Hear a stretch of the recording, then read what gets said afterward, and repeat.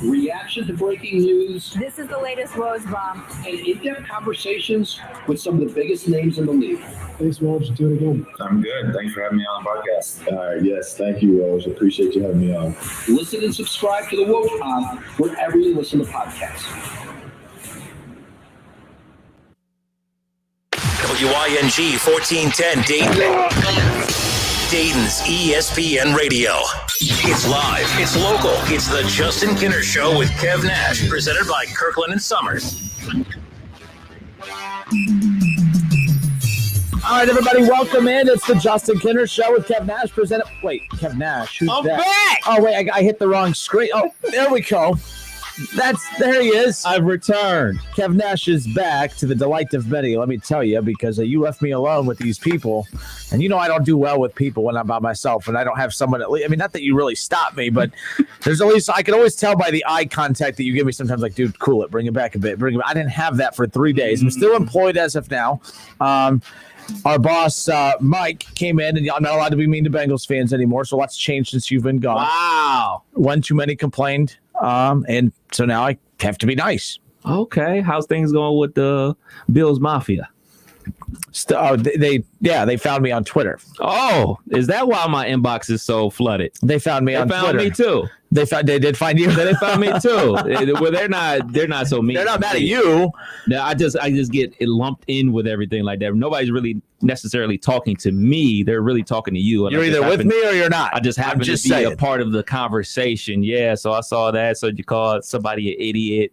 I saw a couple of things that you did. Hold on. There was a justification for that. I don't just call anyone an idiot. I mean, I usually have a pretty good reason. Let's just put it that way.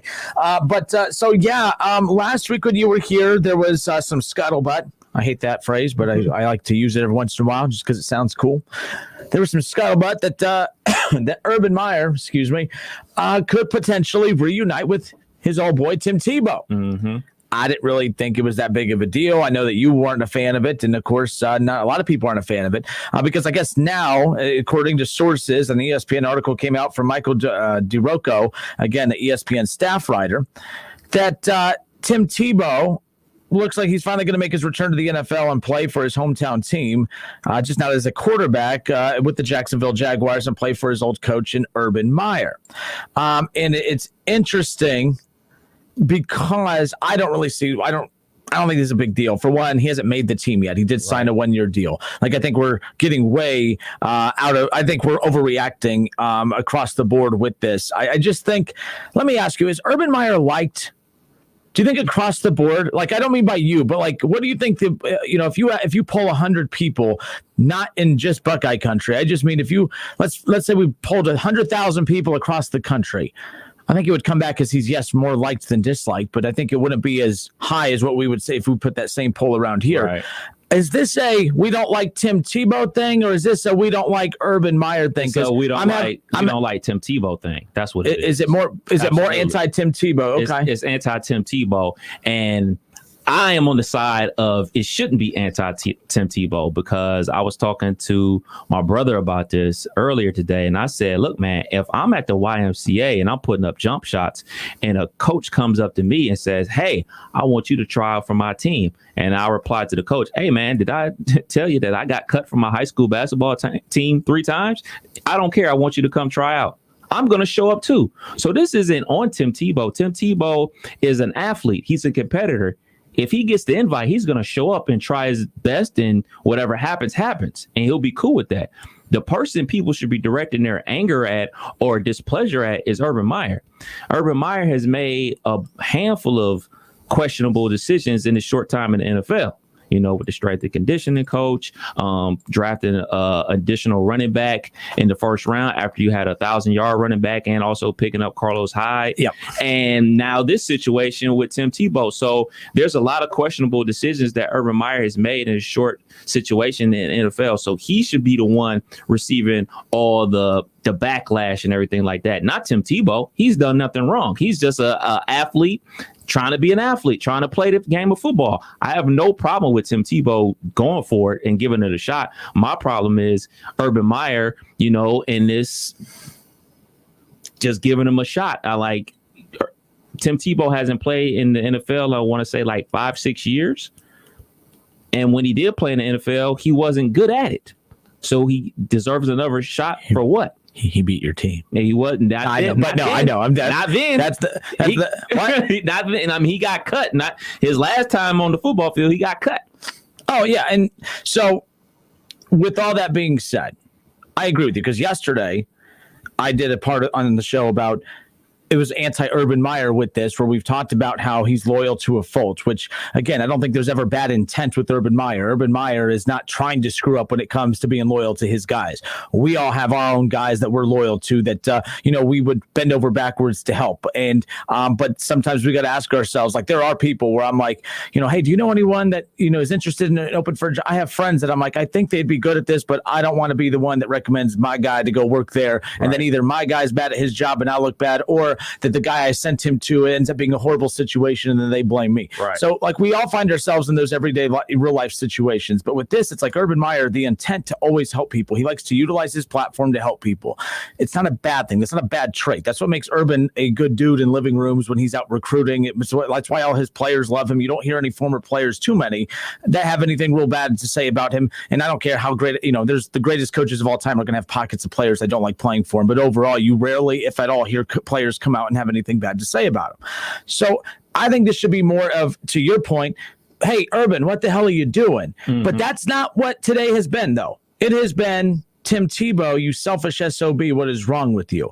And that's the problem I have with all of this, is because I don't think Tim Tebow is doing anything wrong. In fact, I think that this should be a feel-good story, because too many times we talk about the selfish acts in sports, about athletes who maybe kind of hold up their teams and kind of twist their arm a bit and hold their teams hostage, or on the opposite side, like the Texans with Deshaun Watson before the off-the-field issues, where the team is kind of, hindering them, kind of holding them back. The Packers situation, I don't know which side you're. I don't know if you have to pick a side, who's more wrong, Aaron Rodgers or the team. It seems to be split down the middle of who's to blame, but there's always a side to blame. This is a feel-good story of a guy in Tim Tebow who he was one of the most popular, one of the best college football quarterbacks of all time. Don't care what anybody says. From a college football standpoint, one of the best college football quarterbacks of all time, one of the best college football players of all time, one of the most popular, goes to the NFL, gets drafted. Broncos take a lot of heat for drafting him. Okay. And then it was like one of those where their stubbornness of like, well, we're not going to be told that we're wrong for this. They were like really trying to force a square peg in a round hole. Right. And his popularity was through the roof. I mean, Tebow mania. It was unlike anything I had ever seen before. I've never seen such an average to below average player take over and dominate the headlines the way that he did. Yeah. But the thing that made him interesting, Kev, is the eye test says, he's not very good. And then they kept winning. They won games. Like, I think his career record is like 10-6 as a starting quarterback in the NFL. Not bad. If you get him if that's his record after a full season as a starting quarterback, not bad. He got a team to the playoffs. He won in the playoffs. I'm not arguing that he should be a quarterback. However, all I'm saying is that he found a way to will his team to victories and to have somewhat team success with them there. But clearly, there was enough teams and people in that front office to say, we got to move on from Tim Tebow. He goes to the Jets move on from Tim Tebow. He goes to minor league baseball. And he wasn't good at baseball, but he was and he's always, and this is why he was a pain in the ass in the NFL and a pain in the ass in the minors, because he's always been just interesting and just good enough to hang around, where he's not bad enough that you can cut him, because there are quarterbacks in the league who are worse than him during his stretch in the NFL, but there was no one as popular. There were starting quarterbacks who didn't come as close to being as popular as him. And there is the business side of this conversation as far as Tim Tebow is concerned. The minor league side, when he went to baseball, wasn't the worst baseball player. From a minor league perspective, wasn't a terrible baseball player, but he was never looked at as a future prospect at the majors. I actually give the Mets credit, Kev. Not once did they ever call him up late in the season. You know how tempting that could have been? You know how you could have filled up that ballpark a couple times in September late? You know how many Tebow Mets jerseys you could have sold in the ballpark at that time? They actually did not capitalize on that. I am very surprised considering that market, Right. But the minor leagues, they milked him dry. They had I remember at one point when they came in, they played at Louisville, they had a Tim Tebow package. Usually your home teams sell ticket packages for something that's branded with your team. Right. You could have bought for the Louisville Bats a Tim Tebow package that include, you get to watch every, literally you could buy like, I think 12 games and watch Tim Tebow in all 12 games, again, barring that he's on the roster, blah, blah, blah. But that's how big he was. He sold out minor league ballparks across the country. Was never great, but he was a show. He was a draw. He was, all eyes on him, not because of his talents, but because of who he was. He was a superstar, right, at least from that standpoint, but he was never, ever great at baseball. So the bottom line is that he wants to come back. He's 33 years old, Keyshawn, and I love Keyshawn Johnson. I think he's great in the mornings, and I was bummed when he was off the air for a bit, obviously for very personal reasons. But I've never once heard a Keyshawn take that I was like ready to throw my phone at a wall until this morning.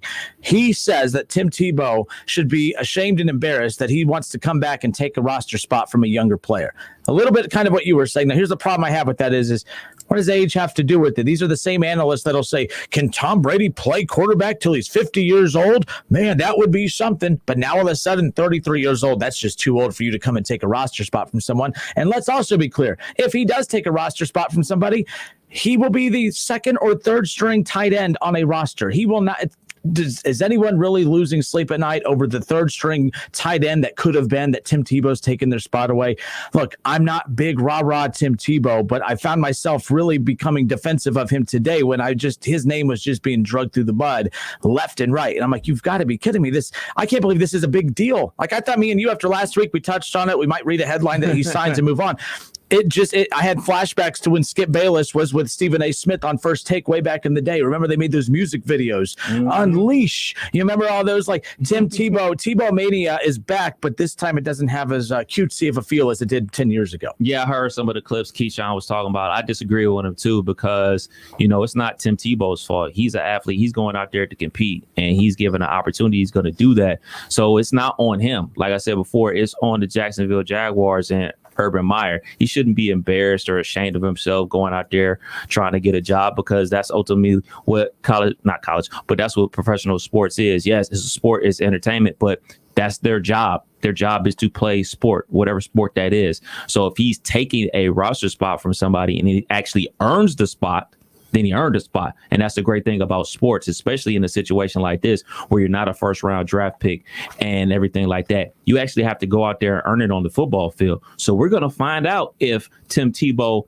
can block a defensive end. We're going to find out if Tim Tebow can run block a linebacker. We're going to find out if Tim Tebow can make a catch across the middle.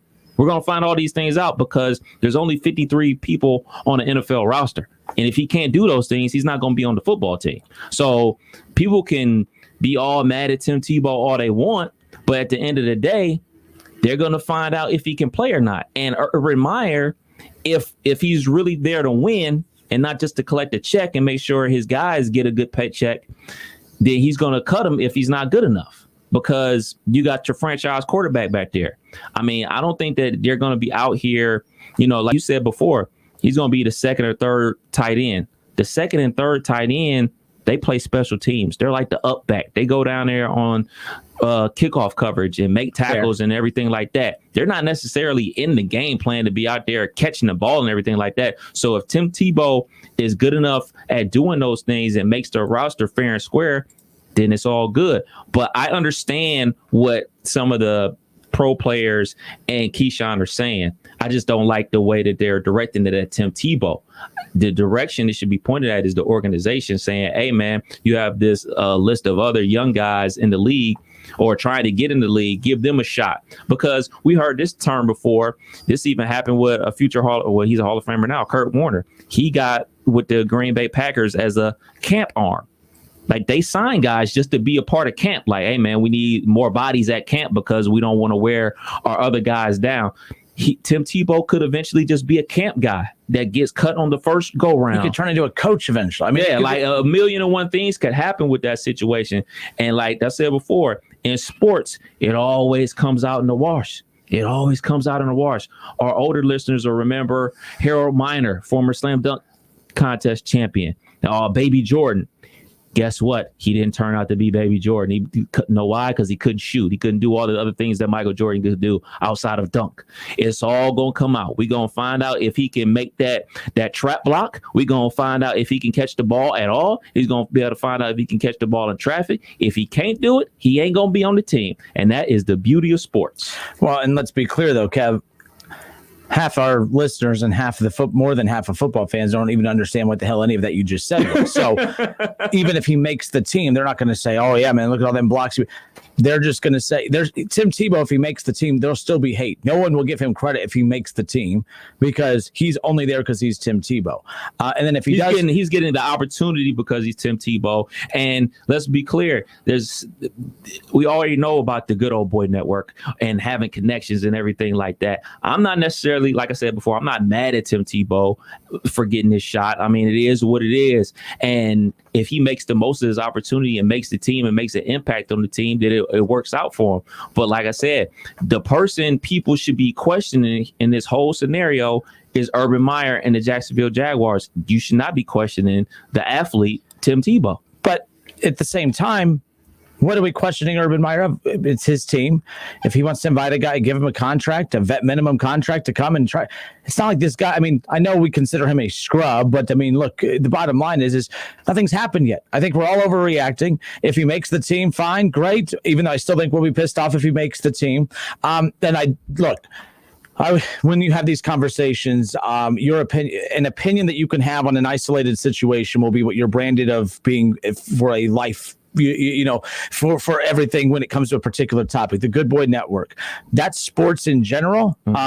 So by me saying this, I'm not saying that does not exist. You hear that more in the coaching circles, but let's be honest, all of free agency is always a Good Boy Network. How many times do we see coaches leave one team and say, "Oh man, I think this quarterback's going to make sense over there because he's going to bring him from the success that he had."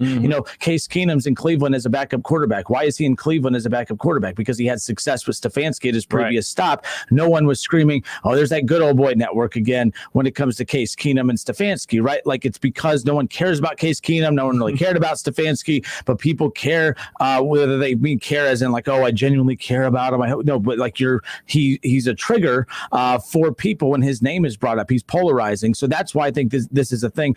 So this isn't any more different than Carlos Hyde being with the Jaguars. So I know what you're saying. I just disagree that that's what this is, even though technically it is. I'm trying to think how to word this. It is without it having, I don't think it should have that negative connotation to this because I don't think it's any different than any coach who's in a position to bring their former players. Look at the Bengals with getting Jamar Chase. If Jamar Chase and Joe Burrow didn't play together at LSU, are the Bengals taking Jamar Chase? I'm not saying that he's not good and the only reason he's there is because he played with Burrow.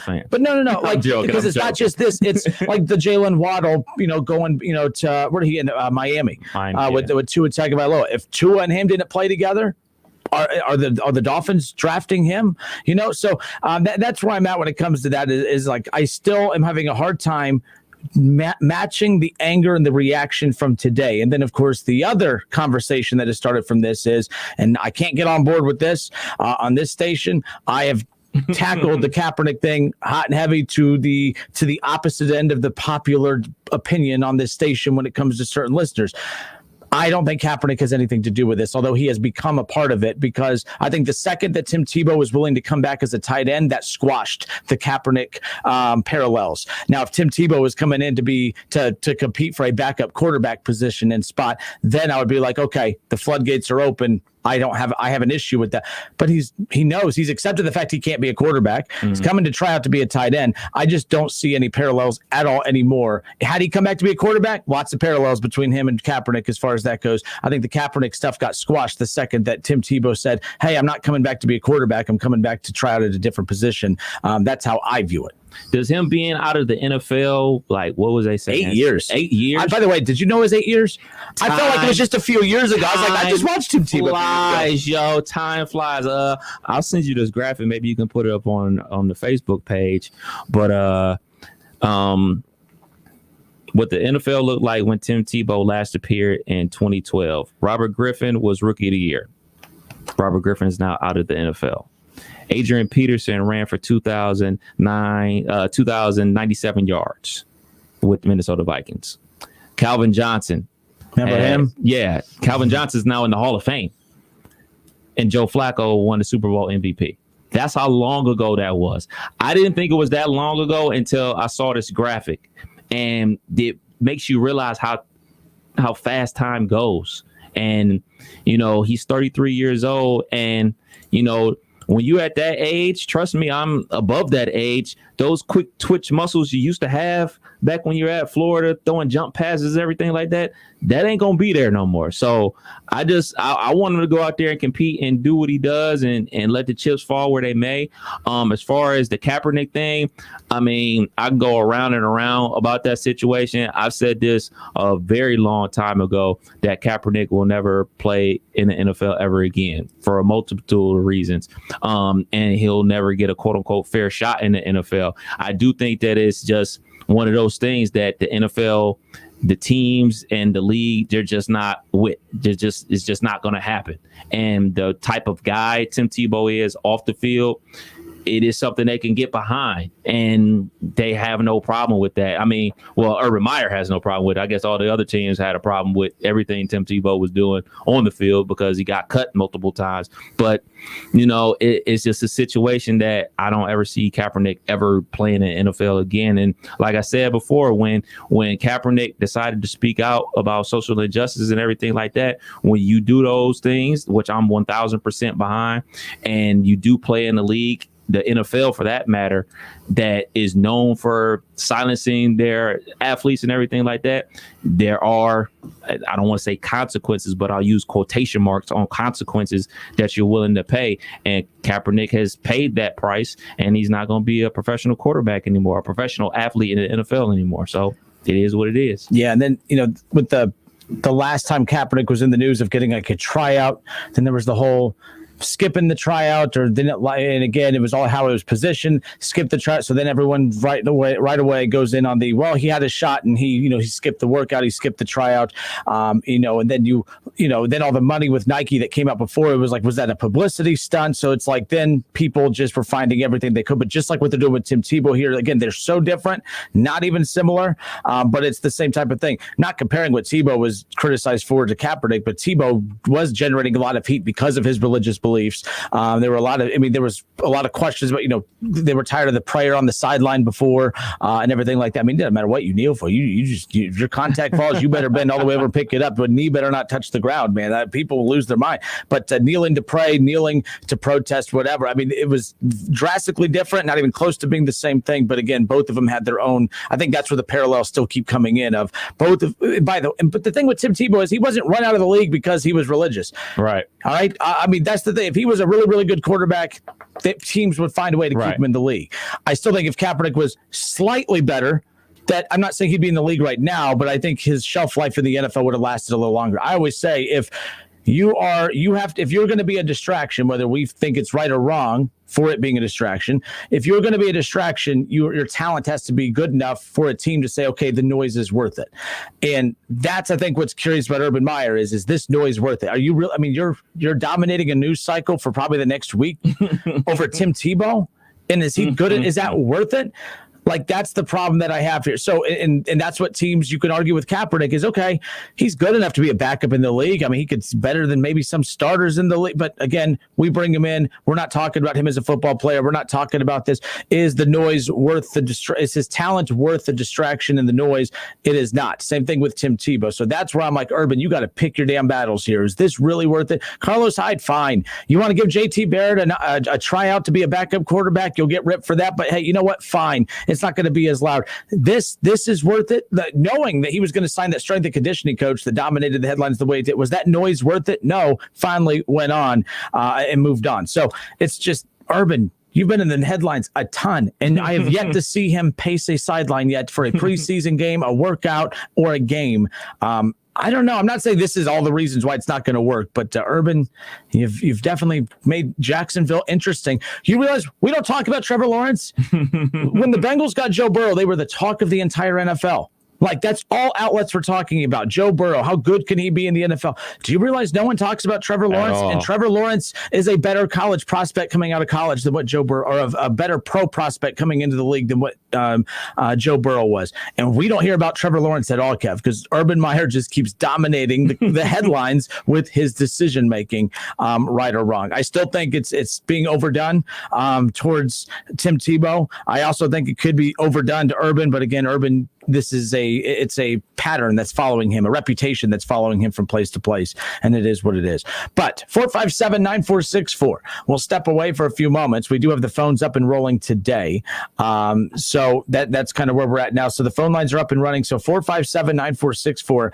Urban Meyer, Tim Tebow reuniting in Jacksonville. Why is this such a big deal? A buddy of mine texted me earlier today about it. What are your thoughts on this? I'm like, I don't think it's that big a deal. I think it's bad for Urban, but good for Tim Tebow. Good for him to be willing to change positions just to have a chance to prolong his NFL career. But then I saw why my buddy was asking. His NFL career. Yeah, restart.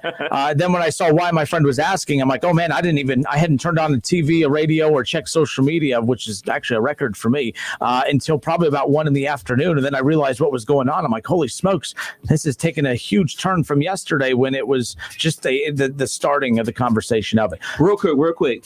I'm starting to think this is headed in the direction for Urban Meyer, like Mike Holmgren when he was the GM of the Browns. It was just one mistake after another. One mistake after another, off the field. Well, not off the field. I mean, front office situations that he was doing. And Mike Holmgren was very viewed in Cleveland as he's doing this as a payday, not only for himself, but his friends, because he was hiring his friends left and right that weren't in the game of football like they used to be, like guys that he didn't coach with since his days with the 49ers, and he was with the Green Bay Packers for like 12 years, and they've been out of coaching for years upon years and out of the front office scene, and he was hiring them. So unless Urban Meyer starts winning some football games, and we won't find that out until the fall, but like that's what it's looking like. It's looking like right now, it's looking like he's in this for a payday and to make sure his guys get another payday. And it's looking very much like Mike Holmgren when he was with Cleveland. All right. One more time, 457-9464. Give the show a call, and we'll also react to your Facebook and YouTube reaction. Again, ESPN Dayton on YouTube, The Justin Kinner Show on Facebook. Like, subscribe, follow along, and leave your opinions in the chat section. We'll respond to you there, unless you're David Shaw, because your takes are always so bad that if I ever run out of toilet paper, I'll go find one of your takes. And I see him chirping in there. So, but no, we'll be back in a moment. And don't. What's up, Shaw? No. After yesterday, there is no what's up, Shaw. No, there is no what's up. Tell me off mic. I'll tell you off. I'll tell you on the mic when we get back. Sweet, dude. Except I can't use the words I want to use, but I'll tell you. We'll be back in a moment. Just joking. But 457-9464. Don't go anywhere. Listen, stream, watch. It's the Justin Kinner Show with Kev Nash right here on Dayton's ESPN Radio, 1410 Wing AM. ESPN 1410 Wing AM weather. This afternoon will be partly cloudy, a high near 58. Tonight's going to be partly cloudy, a low near 36. And tomorrow will be mainly clear, a high near 63. I'm Pete Spivak for 1410 ESPN Radio. Weather is brought to you by Cullet Propane. Find out why 98% of their customers would recommend them to friends and family. Find out more at culletpropane.com. Got a project to do? Use the right equipment and rent from Arts Rental Equipment. With over 50 years experience, Arts has the best selection, delivery, and service, plus 15 Arts locations. Work smart. Rent from Arts. Have you wanted to speak a new language but thought it'd be too difficult or take too much time? Then try Babbel. In just 15 minutes a day, Babbel teaches you conversations that you will actually use. With 14 languages and lesson topics like travel, business, relationships, and more, you'll learn what matters most to you. Babbel. Language for life. Learn a new language with ease. Go to Babbel.com to try for free. That's BABBEL.com. Hey, my name is Jonelle, and a little thing that I love about Chick-fil-A's new Lemon Kale Caesar salad is every tender, warm, juicy piece of grilled chicken. It's a Caesar salad, but it's different. You have the Parmesan breadcrumbs and the mixture of lemon with that romaine and kale. It's almost something I can't explain, but it'll make you want to sing. Lemon kale Caesar. Order the new lemon kale Caesar salad on the Chick-fil-A app today. Available for a limited time. Real guests paid for their testimonial. If the new Oral-B IO electric toothbrush had a theme song, this would be it. I think you're gonna want to see this. Oh, you're going to want to see it, all right. Only IO technology combines Oral-B's dentist-inspired round brush head with gentle micro vibrations for a clean that'll Make you say wow. Exactly. Get the wow of a professional clean feel every day with the new Oral-B IO. You're gonna see what everybody's talking about. Oral-B. Brush like a pro. Hi, my name is Brian Sommers, and I'm an attorney with Kirkland and Sommers. We are a law firm dedicated to divorce and family law. We have 2 locations serving Miami Valley, one near Austin Landing and the other in Troy. Remember, we're not part-time divorce and family lawyers. We're full-time here for you. Kirkland and Sommers, trusted and experienced, a family law practice dedicated to serving you. Visit them online at kirklandandsummers.com. That's Summers with an O, kirklandandsummers.com. If you are push mowing your yard using an inefficient lawn tractor, or your current zero-turn spends more time in the shop than mowing your grass, it's time you look at the Hustler Zero-Turn Lawnmower. Residential mowers from Hustler are built like tanks and drive like sports cars. All Hustler mowers have fabricated welded steel decks. Don't settle on cheap units with flimsy stamped decks from big box stores. See Small Engine Service Pros and we'll guide you to the right mower for your property and your budget. 2030 North Dayton Lakeview Road, Route 235 in New Carlisle. You good? Anything you want to talk about? Here if you need me. Just want to check in. Appreciate you. Everyone feels less than okay sometimes. They may not want your advice, but they may welcome your ear. Be present is a simple but powerful way to be there for others, especially now when many are separated. Help teens and young adults find their power, conquer the difficult times, and get to a better tomorrow. Be present, Ohio. Sponsored by the Ohio Suicide Prevention Foundation and aired in cooperation with the OAB and this station. Arrowhead Tax Service in New Carlisle knows your time is valuable, and with the extension of the tax deadline to May 17th, they've extended their days and hours just for you. If you prefer to upload your files remotely, you can use their Taxes Go app safely and securely, or call today for an appointment. Remember, veterans, active military, first responders, and frontline workers receive 25% off their tax preparation. Arrowhead Tax Service, 113 West Jefferson Street in New Carlisle. Online at arrowheadtaxservice.com.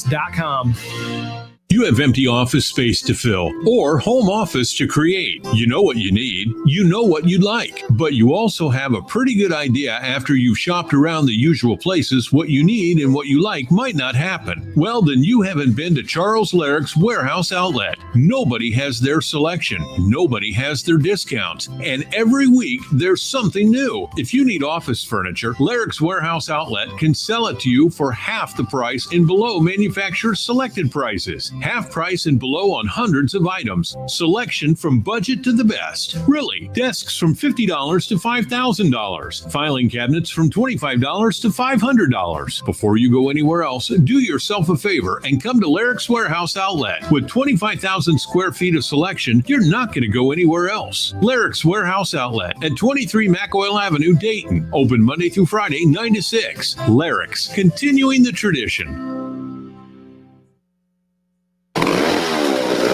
Contractors, use the right equipment for your project and rent from Arts Rental Equipment. No storage, no maintenance, no hassle. 15 Arts locations and online at artsrental.com. Work smart.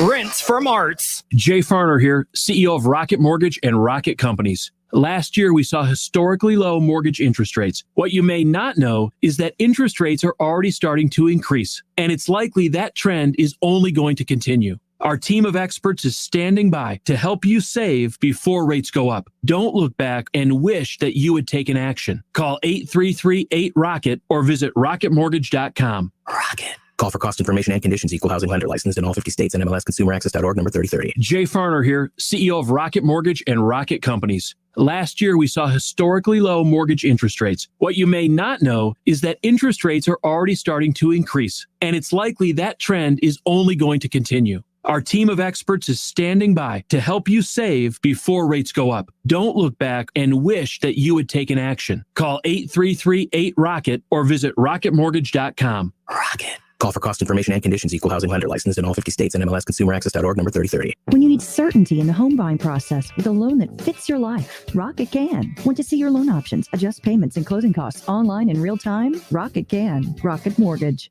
You want more local content from Dayton's ESPN radio station 1410 Wing AM? Make sure you subscribe to the WING 1410 Dayton YouTube channel, where you can watch all your local shows live or go back and rewatch previous episodes of the Justin Kinner Show with Kev Nash, the Keith Byers Show, Talking Out Loud with Sully, and more.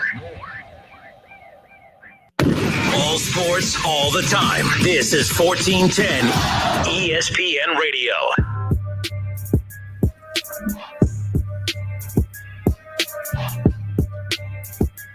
The Justin Kinner Show with Kev Nash, presented by Kirkland and Sommers and Orion Sports Medicine. Hanging out with you here on a Tuesday. We got Reds baseball coming up immediately following the show. 6:05 the pregame, 6:35 the first pitch. Reds and Pirates, and if the Reds could just continue to play the Pirates all season long, that'd be great. Football numbers yesterday. How about the Reds no hitting your Cleveland team on Friday night? How about that? Yeah, I saw most of that debacle.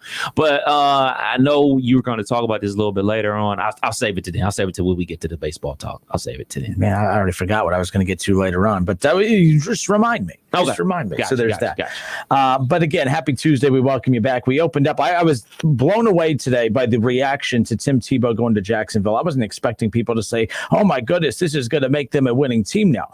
But this, does Tim Tebow make them better? No. Does Tim Tebow make them worse? No. I'm amazed at how this move, the Jacksonville Jaguars, kept signing Tim Tebow. It doesn't do anything. The ground is not shaking. The sky is not falling. It amazes me. And by the way, for all the media members out there who all of a sudden care about the poor kids who aren't going to become the third string tight end for the Jaguars all of a sudden, that's a weird route to take on this. And Tim Tebow's 33. He hasn't played in the league in 8 years. He's only 33 years old. It's not like he's some 40-year-old coming back. And like I said, the hypocrisy of, man, I really hope that Tom Brady plays to his 50s. How cool of a storyline would that be? The same analysts and sports hosts that say that are the same ones today I'm noticing on social media. Man, Tim Tebow, how selfish of him at 33 years old, taking away opportunities from other people. Now, I do think it comes down to, yes, I'm not dumb. I know where this is coming from. It's from a standpoint of Tim Tebow.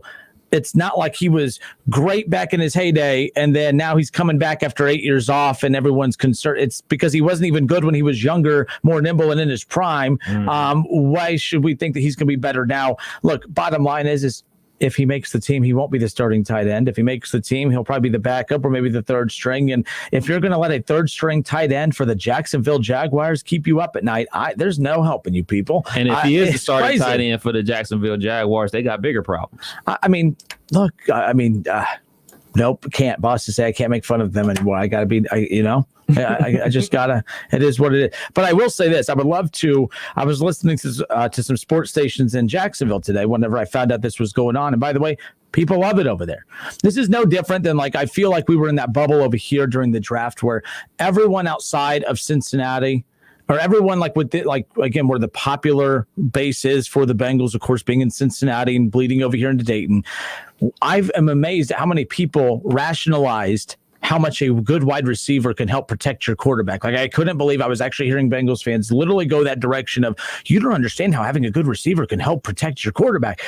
That's how. So no matter what dumb things your franchise does, you're going to have the dumb fans that actually buy into the dumb things your franchise does. So around Cincinnati and Dayton, Kev, there was a good pocket of people that thought it was no big deal that the Bengals took a wide receiver at number 5, while everyone outside of this area was laughing and mocking it, mocking Cincinnati, laughing at Cincinnati for that very reason. Because again, you don't want to hear anyone. Everyone that has a kid, have you ever looked at your baby and thought your baby's ugly? Hell no. Everyone thinks that their baby is cute. But man, I've seen babies that I think are ugly. And by the way, I know I'm mean. I've never told anyone I think their baby's ugly. But I'm just saying, the bottom line is no parent ever thinks their kid is ugly. No fans don't ever think that their team is bad. There are a few out there who actually have common sense and, are very rational with their, thought process there. But so Jacksonville today, Kev, everyone loves this. They're excited about it. They think it's cool. They love Tim Tebow. So it's no different than anytime our teams do something stupid, usually the main pocket of fans defend the team. And that's what the Bengals fans were doing. We can call our team bad, but you can't call our team bad, right? It's that my younger brother, my older brother mentality of I could pick on my brother, but you're not going to pick on my brother type deal. And that's kind of what's going on in Jacksonville right now. So Urban Meyer, if you talk about the pressure on Urban on this, Kev, I don't think there's pressure because their fans like this. Their fans like the idea and the potential of buying a Tim Tebow Jacksonville Jaguars jersey, as crazy as that sounds. Same team that had a shot. Fun fact about Jacksonville Jaguars, I want to say it was their third year in the league. They were in the AFC Championship. They lost to the Denver Broncos, I believe. Who's their quarterback? Mark Brunell. Lefty. Okay. Yep. And then they like them lefties. Who else was a lefty for them? Leftwich. Wasn't he a lefty? No. Leftwich is right-handed. Is he? Yeah. Who am I thinking? It doesn't matter. Anyways, I'm not going to waste Jacksonville more time. Radio. Yeah, Jacksonville Radio. The home of the Jags. Home of the Jags. So on Facebook, here was the reaction to Tim Tebow signing with the Jaguars. Okay, Brad Sigler on Facebook, Kev says, Kinner, he will definitely make the team. No way he signs him and then cuts him. And that's the thing, too. There's no easy direction now. Like Urban Meyer just created a mess because they signed him. He tries out for the team. Let's say he makes it. Everyone's going to give him hell for putting him on the team. And then, Kev, you know what happens if they sign him, which they did, and then he goes and he tries out and then they cut him? Guess what everyone's going to do? See, Urban wasted everyone's time. He wasted a roster spot. He wasted this. He wasted that for a guy that got cut. Was it worth it? You know what I mean? So now moving forward, no matter what happens, it is going to be a mess. So, So Michael Green on Facebook says, not a Tebow fan, and I don't think he should get a chance, but I don't see this being any different than a college QB getting a tryout in the league as a wide receiver. It happens all the time. I agree. We see stuff like similar things happen all the time where guys are getting chances because they had a relationship with the coach at a previous stop. I brought up Case Keenum. Now, to be fair, Case Keenum is way, way better at his job than what Tim Tebow is going to be at his job. So it's not an equal playing ground, but it's the same concept of, the Browns would not have signed Case Keenum, Kev, if Stefanski's not the head coach, right? And to be fair, Case Keenum's not coming to Cleveland if Stefanski was not previously his coach in Minnesota or the coordinator at Minnesota. So that's kind of where I'm at with that. One more time, Scott Campbell on YouTube says, not only should folks question Urban for this decision, but they should also question ownership who signed off on this. Absolutely. That's where I'm at with it. So, and then Keith Tolliver says, Justin, didn't you say yesterday that you can have an opinion on what's going on now when referring to the hits for strikeouts with Mr. Shaw? So Urban signing Tebow. So the Urban signing Tebow people, man, Keith, if you're going to go on a rant, makes sense. I don't understand this at all. So Urban signing Tebow people can be upset. It's the information we have now. You can't say he might not make the team, just saying, sir. Wow. Lot tried to put together there. I don't know what the hell that has to do with absolutely anything. Like what? And by the way, like, what? I don't get it. Willie Hayden says all popular athletes are privileged. And then he went on to say, you made a great point to a friend of mine on your Facebook page about Tebow.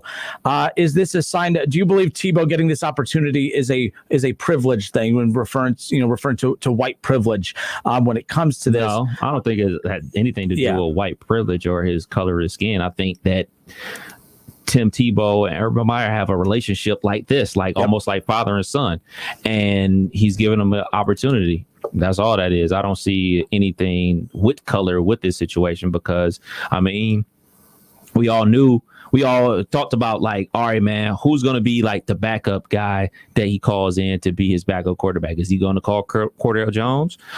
He already plucked a couple guys from the Buckeyes staff that he's had under his circle. So, in the broad scope of things, I'm sure Keith Byers could talk about this.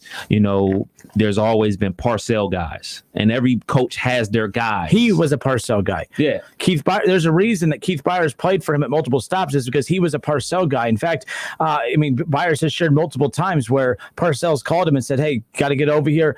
We're not going to be very good this first year, but I need guys like you that are going to be kind of the base of what we're trying to establish with these young players.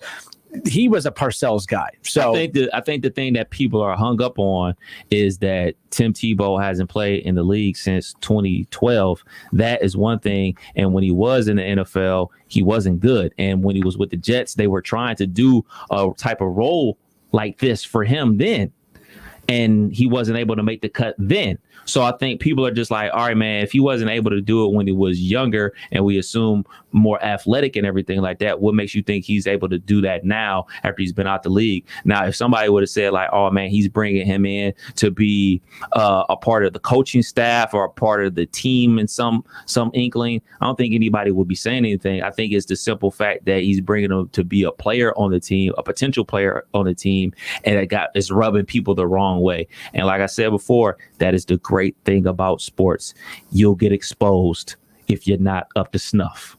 Just like I got exposed in my high school basketball tryouts. Hey, man, he can shoot. He can shoot. Hey, man, force him to dribble. He can't dribble. He's not going to make the team. It's that simple.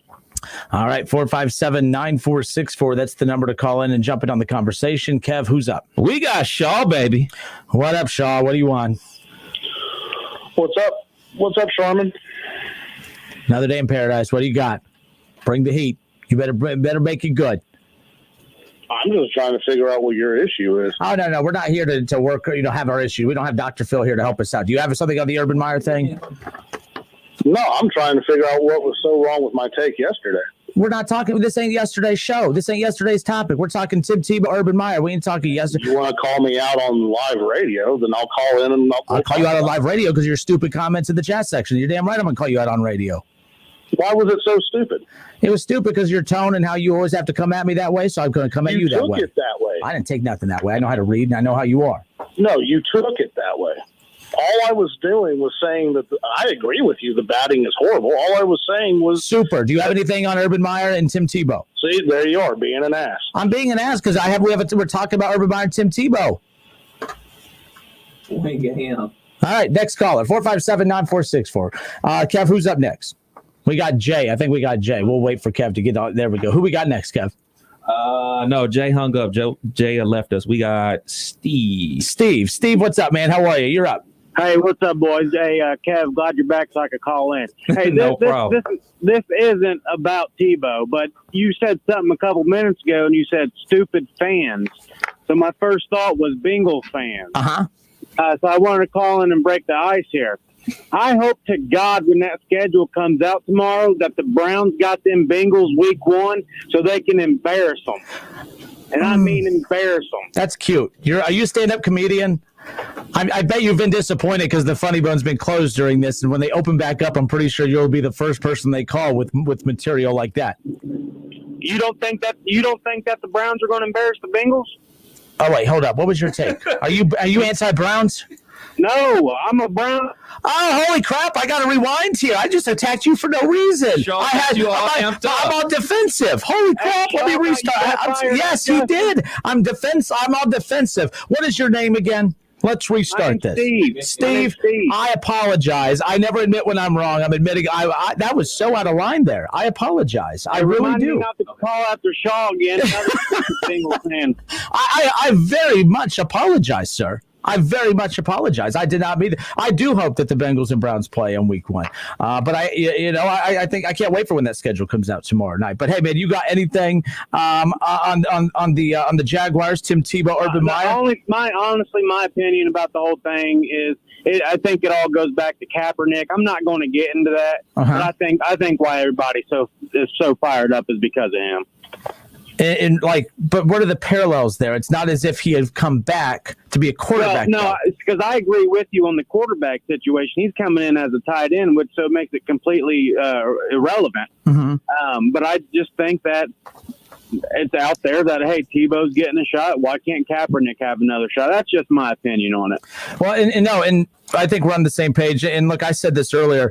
I would have a different approach to this had he come out to be a quarterback, like if the Jaguars are bringing him to be a quarterback, I think because he is willing to come back to be a tight end, I think that's what makes this a completely different conversation. But you are right. I think even without Kaepernick's name being brought up, that is the underlying issue here, because I'm not saying every take has been this, but most, if not, most of the takes you come across have that hinting towards why does he get this opportunity and other guys don't. So I understand where people are coming from with bringing that up. Yeah, and I don't, I'm not even sure Tebow's going to make the team. But there's nothing wrong with bringing in players when you got 70, 80 guys trying to make the team. What happens is, you just never know. I don't have any problem with it.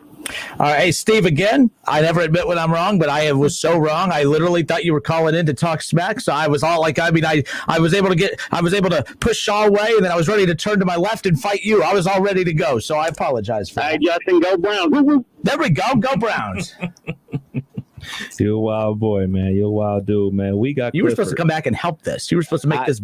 You're supposed to keep me in line. I've been called an ass. I've been calling names back. Look, it's not really a good. It's my first day back, man. I'm a little rusty. You're a little like Tim Tebow after 8 years, right? We got Clifford. Clifford, what's up, man? How are you? Oh, I'm good. Tebow take care of his body. So I think that even at his age, he can still come out there and perform. Mm-hmm. But with Tebow, you have to do certain things with him. That's why he didn't make it in the NFL. I think a coach didn't know what to do with him. He's an athlete. When I say an athlete, I mean he does everything he can play a little quarterback. And he played a little fullback, I think, on a couple games there. But you have to know what to do with him. I think Urban Meyer might can do so with him. You take like Doc Rivers and the one guy that he Embiid. No, the one he coached up in the Clippers. Who do you have at the Clippers? That's with Tobias Harris. Now you see how much better under him. So I don't question Urban Meyer for doing this. I know y'all say he's been off for a long time, but he puts a lot of money into his body like LeBron and them do. So I think he can still perform. When you say perform, what do you like? And by the way, this isn't like, because so people are falling into the trap of, it's tight end. All he has to do is just run simple little post routes and just 5 yards and cut and all this stuff. Like he's going to be required to block. That's going to be the thing. He's going to have to make good solid contact with defensive end, defensive tackle. He's going to have to be physical, and I think that's where I think that's where all the questions are starting to come into play. Is with his hand in the dirt, how is he going to match up against those physical guys? This isn't just a finesse, run a couple yards out and cut to your left or right and wait for the ball to come your way. Yeah, man, this ain't the Big 12. Yeah, no kidding. I'm joking, Clifford. But you're right, Clifford. You're right, though. I think he's always taken care of himself to the point to where he would be ready to be called up to the main roster of the Mets or to be called back to the NFL to play. I don't think it's a question about what physical shape he's going to be in, but at 33 years old, to come back to the league after 8 years to play a different position, switching from a position that he didn't really master the first time he was around. Let me ask you, Clifford, if he wasn't a first-round pick, would this be that big of a deal? Probably wouldn't, no. I think because, getting drafted like Jordan Love, and I'm not comparing the two, Jordan Love, no matter what he does in the league moving forward, he's always going to be judged based on being, a team that traded up to get him in the first round. Baker Mayfield's never going to be Patrick Mahomes or Aaron Rodgers, but he's always going to get criticized because he's a very, very good quarterback, but he doesn't look like what a number one overall quarterback should be, right? Like, I think guys get trapped in a window of the perception of where they get drafted and when, and how high they get drafted. Yeah, but I think he's just an athlete, though. I'm telling you, you're going to be surprised. You watch and see. You're going to be surprised. I know a lot of people want him to fail. I don't think y'all want him to fail. I don't think the media really want him to fail. But, I just think that they think that he wasn't good. Like you said, he wasn't good when he was in the league before. That I think sometimes a position change can change your whole life. So I don't know. We'll see, though. All right, man. Hey, Cliff, good stuff, man. I appreciate that. Thank you. All right. So he thinks that he can come in and he might surprise some people, his will to succeed. Look, like I said, if this was anybody else that wasn't drafted in the first round, this is just a cute little comeback story, and it's an attempt. Think it's the first round. I think it's Tim Tebow. I think it's the Tim Tebow, the aura of Tim Tebow. You have the great college career, the Heisman Trophy as a sophomore, 2 national championships, the 5-star recruit. The religious aspect of it, and he's a first-round pick, and he's going to his former coach in Urban Meyer. I think it's all those things piled into one, and then you throw in the fact that he hasn't played in the NFL since 2012.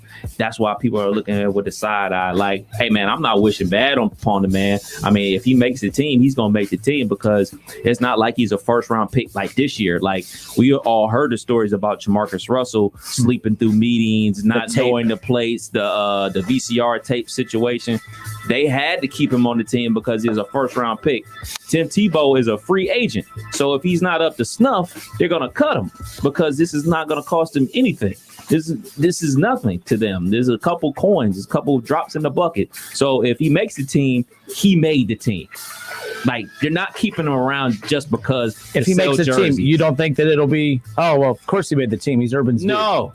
If he makes the team, he made the team on his own merit. They're not going to keep him around to sell jerseys or to get TV viewers. No, it's only 53 dudes on the roster. Those roster spots are precious, and you're not wasting it on one guy unless he's a first round pick that you invested a lot of money in. They have nothing invested in him outside of Urban Meyer's love for him like a son. That's it. And he'll still love him like a son if he gets cut.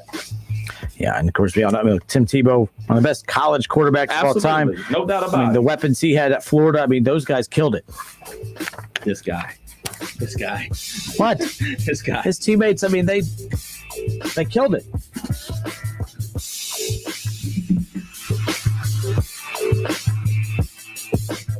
It's the Justin Kinner Show with Kev Nash. Justin, you're awesome, baby. Right here on 1410 ESPN Radio. Clay's Cleaning Service has a spotless reputation. Take care of the windows. Hello, this is Clay. But his business operations could use a light dusting. I had you scheduled for next week. I'll just check here.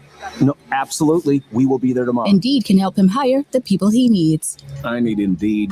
Indeed you do.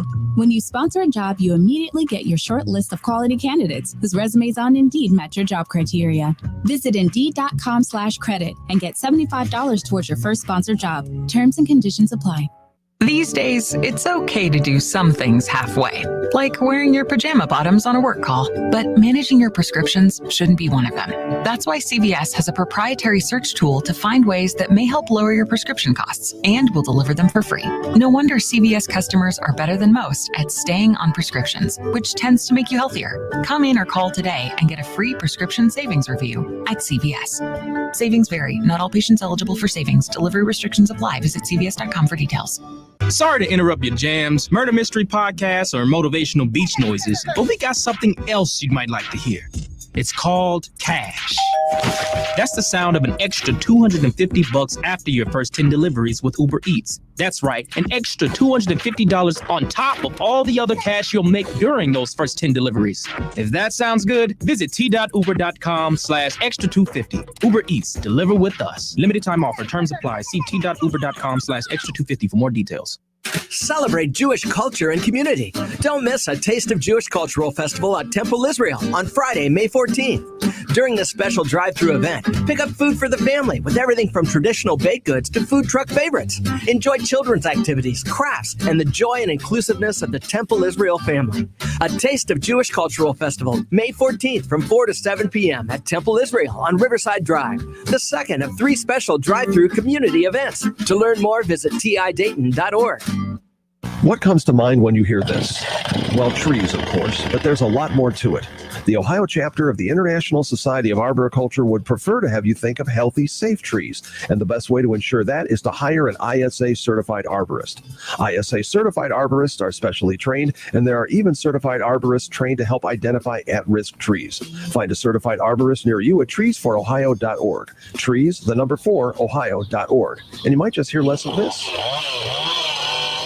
OHMB 803-342, NMLS 304138. Do you need help with a loan to purchase or refinance your home? Have you applied for a home loan and been told you do not qualify for a loan? Are you a first-time buyer and have questions regarding the home buying process? Are you considering refinancing your existing home? Do you live in Ohio, Kentucky, Indiana, Florida, or South Carolina? If you answered yes to any of the above questions, you need to call Forrest Ferris at 3rd Street Financial Home Loans at 513-320-5911, who is available 7 days a week to help you. We're 3rd Street Financial commercial home loans. And Forrest Ferris specializes in approving home loans banks and other lenders cannot or will not approve. Some of our clients might have low credit scores, been through a divorce, want to buy a home for sale by owner, are in a land contract, or dealing with probate or estate homes. Call Forrest now for a free estimate. 513-320-5911. That's 513-320-5911. Offer valid for purchase or refinancing of homes located in Ohio, Kentucky, Indiana, Florida, and South Carolina only. Minimum loan amount $60,000. Limitations and restrictions apply. It's time for some straight talk. Sure, saving money feels good, but cutting your wireless bill in half, that feels really good. Like walk-off home run in the ninth inning kind of good. Okay, maybe not that good, but pretty darn good. With Straight Talk, you can get 25 gigs of high-speed data for $45 a month, up to 50% less than the other guys. Plus, no contract. All on America's best networks. Why pay a whole lot when you could pay half? Straight Talk Wireless. No contract, no compromise. Goodyear knows the importance of keeping momentum as you head down the stretch. Momentum starts with movement. It's pulled from the air like a contested rebound. Momentum builds with steals and fast breaks, and is proven by deep threes as the shot clock expires. Momentum is how we change the game, and now it's time to discover where it can take us. Goodyear, more driven.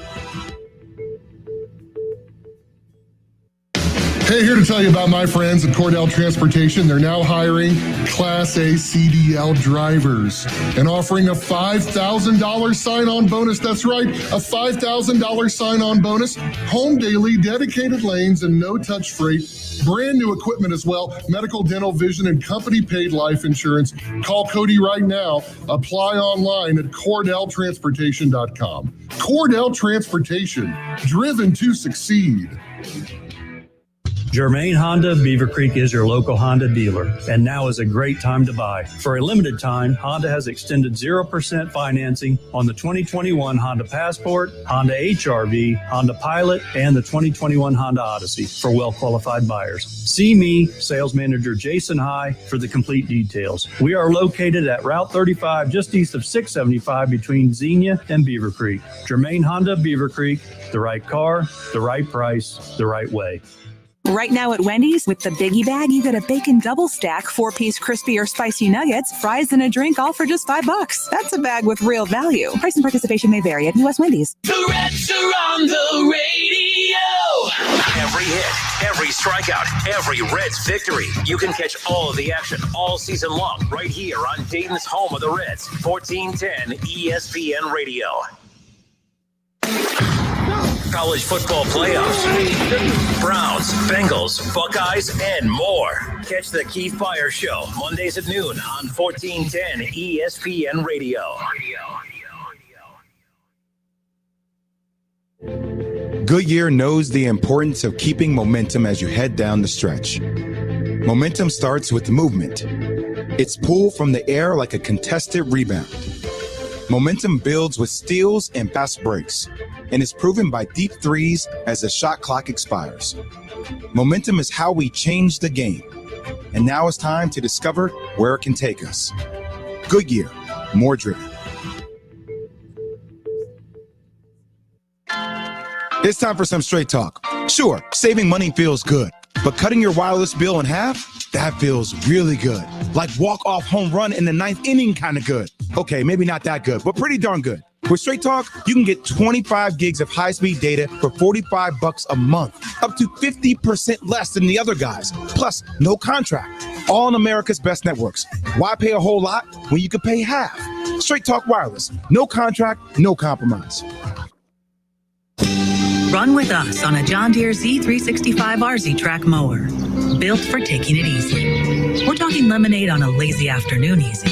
That's why we added the Easy Change 30-second oil change system to make the job nice and simple.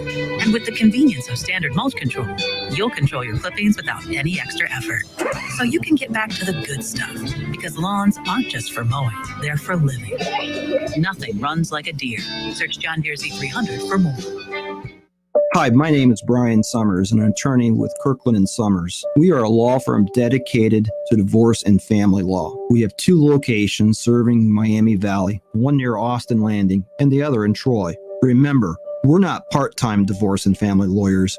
We're full-time here for you. Kirkland and Sommers, trusted and experienced, a family law practice dedicated to serving you. Visit them online at kirklandandsummers.com. That's Summers with an O, kirklandandsummers.com. Need a U.S. passport? We can help. Hi, this is Mike Foley, your Montgomery County Clerk of Courts. Visit one of our convenient auto title locations in Huber Heights, Clayton, downtown, Moraine, and Centerville. Make us your first destination before you travel abroad. No appointments ever needed. We do passports.com for more info. Cordell Transportation is now hiring Class A CDL drivers. $5,000 sign-on bonus. That's right, $5,000 sign-on bonus. Home daily dedicated lanes, no touch freight. Apply today at CordellTransportation.com. Cordell Transportation, driven to succeed. Liberty Mutual customizes your car and home insurance so you only pay for what you need. Liberty, liberty, liberty, liberty. WING 1410 Dayton. Dayton's ESPN Radio. It's live, it's local, it's the Justin Kinner Show with Kev Nash, presented by Kirkland and Sommers. All right, hour 2. Let's see if I can calm myself down. And hour number 2 compared to hour number 1. Hour number 1 flew by, though. Fast moving hour 1, was a fast moving hour number 1. And again, so for my rundown today, I didn't even have this as like a topic to go into the second hour and even go into the second segment. But yet, here we are. Let's do it. 457-9464. Again, reaction to Jacksonville Jaguars. The Jacksonville Jaguars, Urban Meyer, expected to sign Tim Tebow, the former NFL quarterback, now willing to transition to being a tight end. And, of course, that has really created a lot of controversy. It's the weirdest controversy ever. We're literally, people have these hot takes on a potential third string tight end. Do you realize all the time that has been put, not just into this show today, but all shows throughout the day, the good shows all the way down to mine. So it's one of those things where it's so much time has been given to this conversation for, will he be the third string tight end for the Jaguars or not? I've never seen anything like it. It is actually pretty impressive. Good for Tim Tebow. But he might be one of the most polarizing athletes ever. Yes. But usually polarizing athletes are really, really talented. I think LeBron's pretty polarizing. Yes. But he's arguably best of all time, second best of all time. We're talking about Tim Tebow. And I don't even know how you would explain it. I used to be an NFL quarterback. Good? No. No. Oh, he tried baseball. Oh, like Michael Jordan. Yeah, kind of. Well, yeah, very similar to that, actually. Didn't work out. Now he's coming back. Kind of like Michael Jordan. Yep, kind of. Actually, yeah, very similar to two of the GOATs. Fascinating. 457-9464 reaction. Urban Meyer, Tim Tebow reuniting in Jacksonville. Why is this such a big deal, or is it a big deal? Is this all being overblown? Let's go to the phones. Kev, who we got? We got Willie. Willie, how are you, sir? Hey, I'm glad. I love the show. I had never held on for this long, but I held on. But anyway, I agree with Cliff and his analysis of this whole Tebow situation. And I even commented on your Facebook page today, Justin. And it was a friend of mine, actually a good friend of mine who I grew up with, who was thinking that this was again, in this woke era that we're in right now, that oh man, this was a travesty that Tim Tebow was given a chance, but when all reality is, I just posted on the Facebook page that all popular athletes are privileged, and that's just the bottom line. Yeah, and especially, and look, you got to consider, and this doesn't have to be a white-black thing. This is, what to your point, a elite athlete thing where, you look at guys like Antonio Brown, you look at all the issues that he's had off the field, and you have the Super Bowl champions, knocking down his door to make sure that he's a part of their roster again. They won a Super Bowl with them last year, Yeah. Re-signed again. You absolutely. So it's the thing with athletes. Athletes will put poor people in a position where poor people keep arguing with poor people. It's like politics, man. It's like right. It's the same thing. It's nonsense because people. Okay, you got to think about legacy, because if you played like we all played Madden and the college football and all that, And if you put Tebow, it would be a good idea to put Tebow at tight end on the Urban Meyer team. I mean, that's one way to reunite it. And by the way, if this was conversation about Tim Tebow coming back to be a quarterback, I would be on the side of, oh, this is absolutely ridiculous. This is such a waste of time. If Tebow can come in and find a way to maneuver his way into the tight end room, more power to him. I think it's a good feel-good story of a guy that was willing to change positions to come back, after being out of the league for so long. I think this should be more of a feel-good story than what it has absolutely turned into. But that goes back to, is this an anti-Tim Tebow conversation or an anti-Urban Meyer? I do think it's a combination of both. Well, you got to get back to legacy. And if you're in this country, if you're good enough, you always get an opportunity. Well, somehow I'm still on radio. I ain't good enough, so. Everybody. But I did post you on you're looking good for that special lady you get ready to marry, Justin. Yeah, it's still a year out. I have a lot of time to let myself go again, so there's that. Hey, man, I love you guys, man. And, I still hate Tony Romo, but he's still my quarterback, man. I still have that promo. We'll have to re-air that one day. Y'all said something about that last week. He's my quarterback. I was like, let's go back to glory days. I seen you out with Hal McCoy and Slimmer. Oh, yeah. Really to the old days. Hey, Willie, good stuff, man. Always appreciate the laugh. You take care. All right, you too, brother. Later. All right, man. See, we never even talk about his team. He's a Washington football team fan, too, by the way. That's always one of the reasons we always started laughing all the time. Let's go keep it moving. 457-9464. Who we got? We got McKinney. Oh, the SEC commissioner. He knows better than anybody about how this Tim Tebow, Urban Meyer era can work. How are you, McKinney? Welcome. Good afternoon. Can I talk about something? There was a subject you talked about 9 days ago, or maybe it was 11 days ago. Can we talk about? Oh, anyway. For you, my friend, yes, absolutely. For you, 1,000,000%, yes. Stay in the now. Stay in the present. We are talking about Tim Tebow. So, I love the fact that Tim Tebow is getting a shot. Because if Urban Meyer did not give him a shot, there would be a 3-day conversation of he's turning on his boys. He ain't calling nobody back. What's he do? No, that's not what he's doing. He's giving a guy a shot.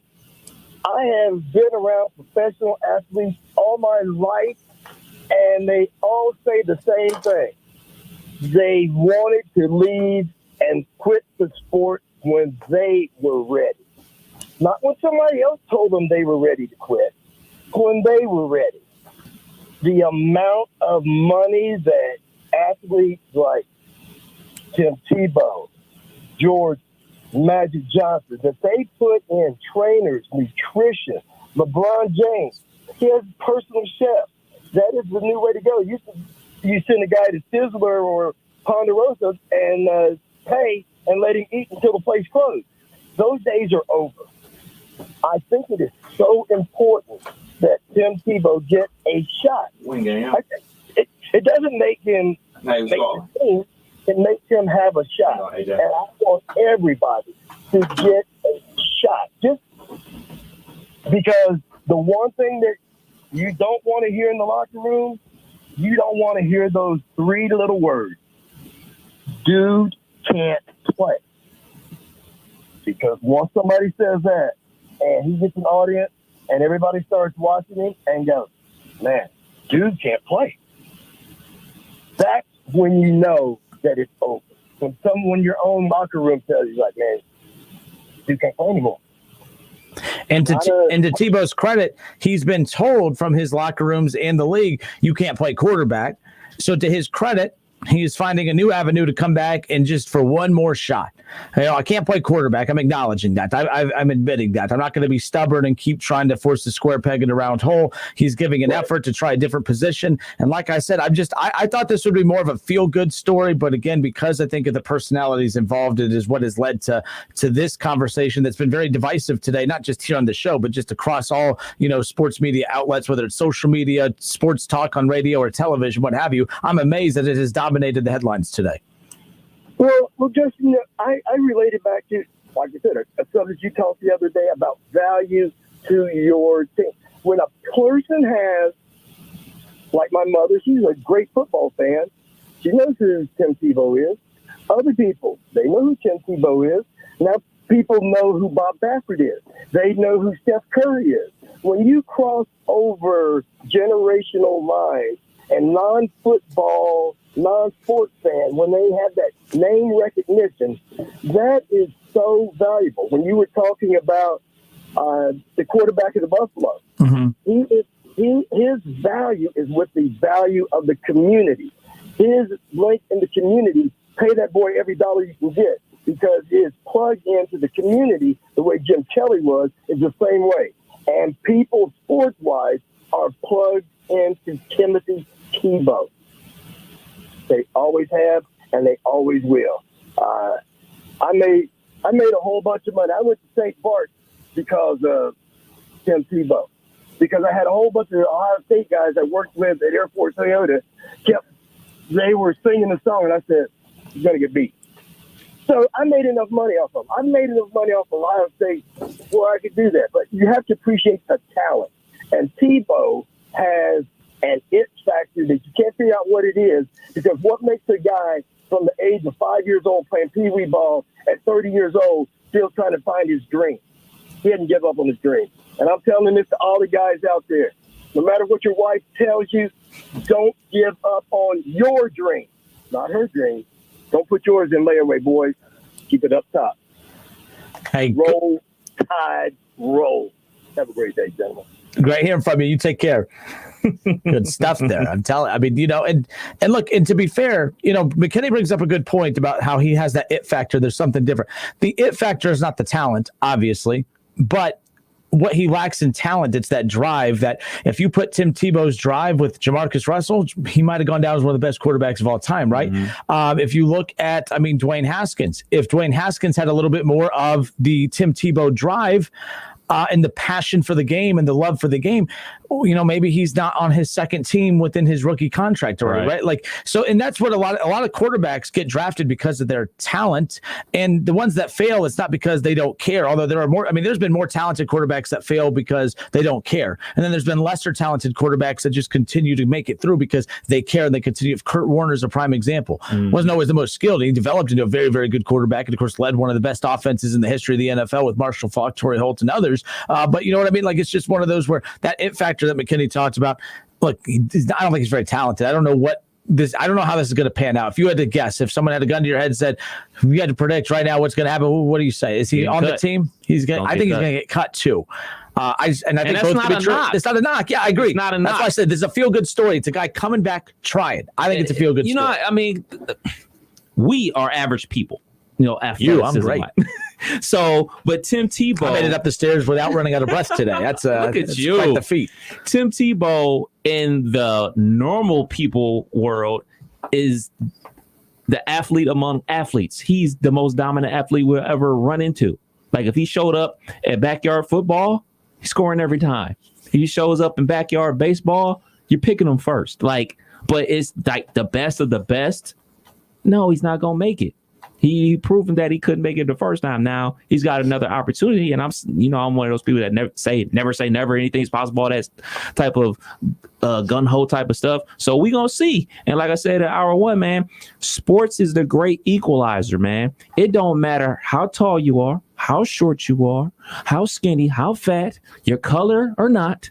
If you can put the ball in the hole, if it's playing basketball, if you can hit playing baseball, if you can block, tackle, and do all the crazy other things that you can do in football, you're going to stick around. It's plain and simple, and especially at his position, because he's not an undrafted free agent. He's just a free agent. He's not a first-round pick. A first-round pick gets a lot of leeway. A guy with a big contract gets a lot of leeway, but he's at the bottom of the barrel. So if he makes that team, he deserved to make that team. Now, we can talk about how good the team is that he was able to make or not at a later date. But if he makes the team, he's going to earn it. And that's all you can really ask for, And we could talk about how, like, oh, man, he's taking a spot from another person or whatever. Let's be clear, man. There's been tons of people out there that have done that in the past. So you shouldn't be talking about Tim Tebow because other people have done that before. If you got anger issues towards this whole situation, be mad at Urban Meyer, be mad at the Jacksonville Jaguars. Don't be mad at Tim Tebow for taking the opportunity. And I'm sure he's going to try to make the most of this opportunity he has with the Jacksonville Jaguars. Will it work out? We're going to find out by August. If not, we'll probably still be talking about this by then, too. 457-9464. Real quick, back to the Facebook reaction on all of this, Kev, too. Hold up. We got to go back up to the top. So Doug Daniel on Facebook says he will take shade off the rookies' expectations. I understand where you're coming from with that. I don't think in any of the front office meetings right now that's one of the talking points of this. I do think there's a little to be said about some of the business ventures of some of the shirts and jerseys and everything else that could be sold with this. But I know what you're saying. I don't think Tim Tebow takes the pressure off of Trevor Lawrence or any of the other rookies that are on this as far as that goes. Jake Whiting, by the way, says, I've said this before, but you better pray to God the Browns don't lose to the Bengals. And I will say this.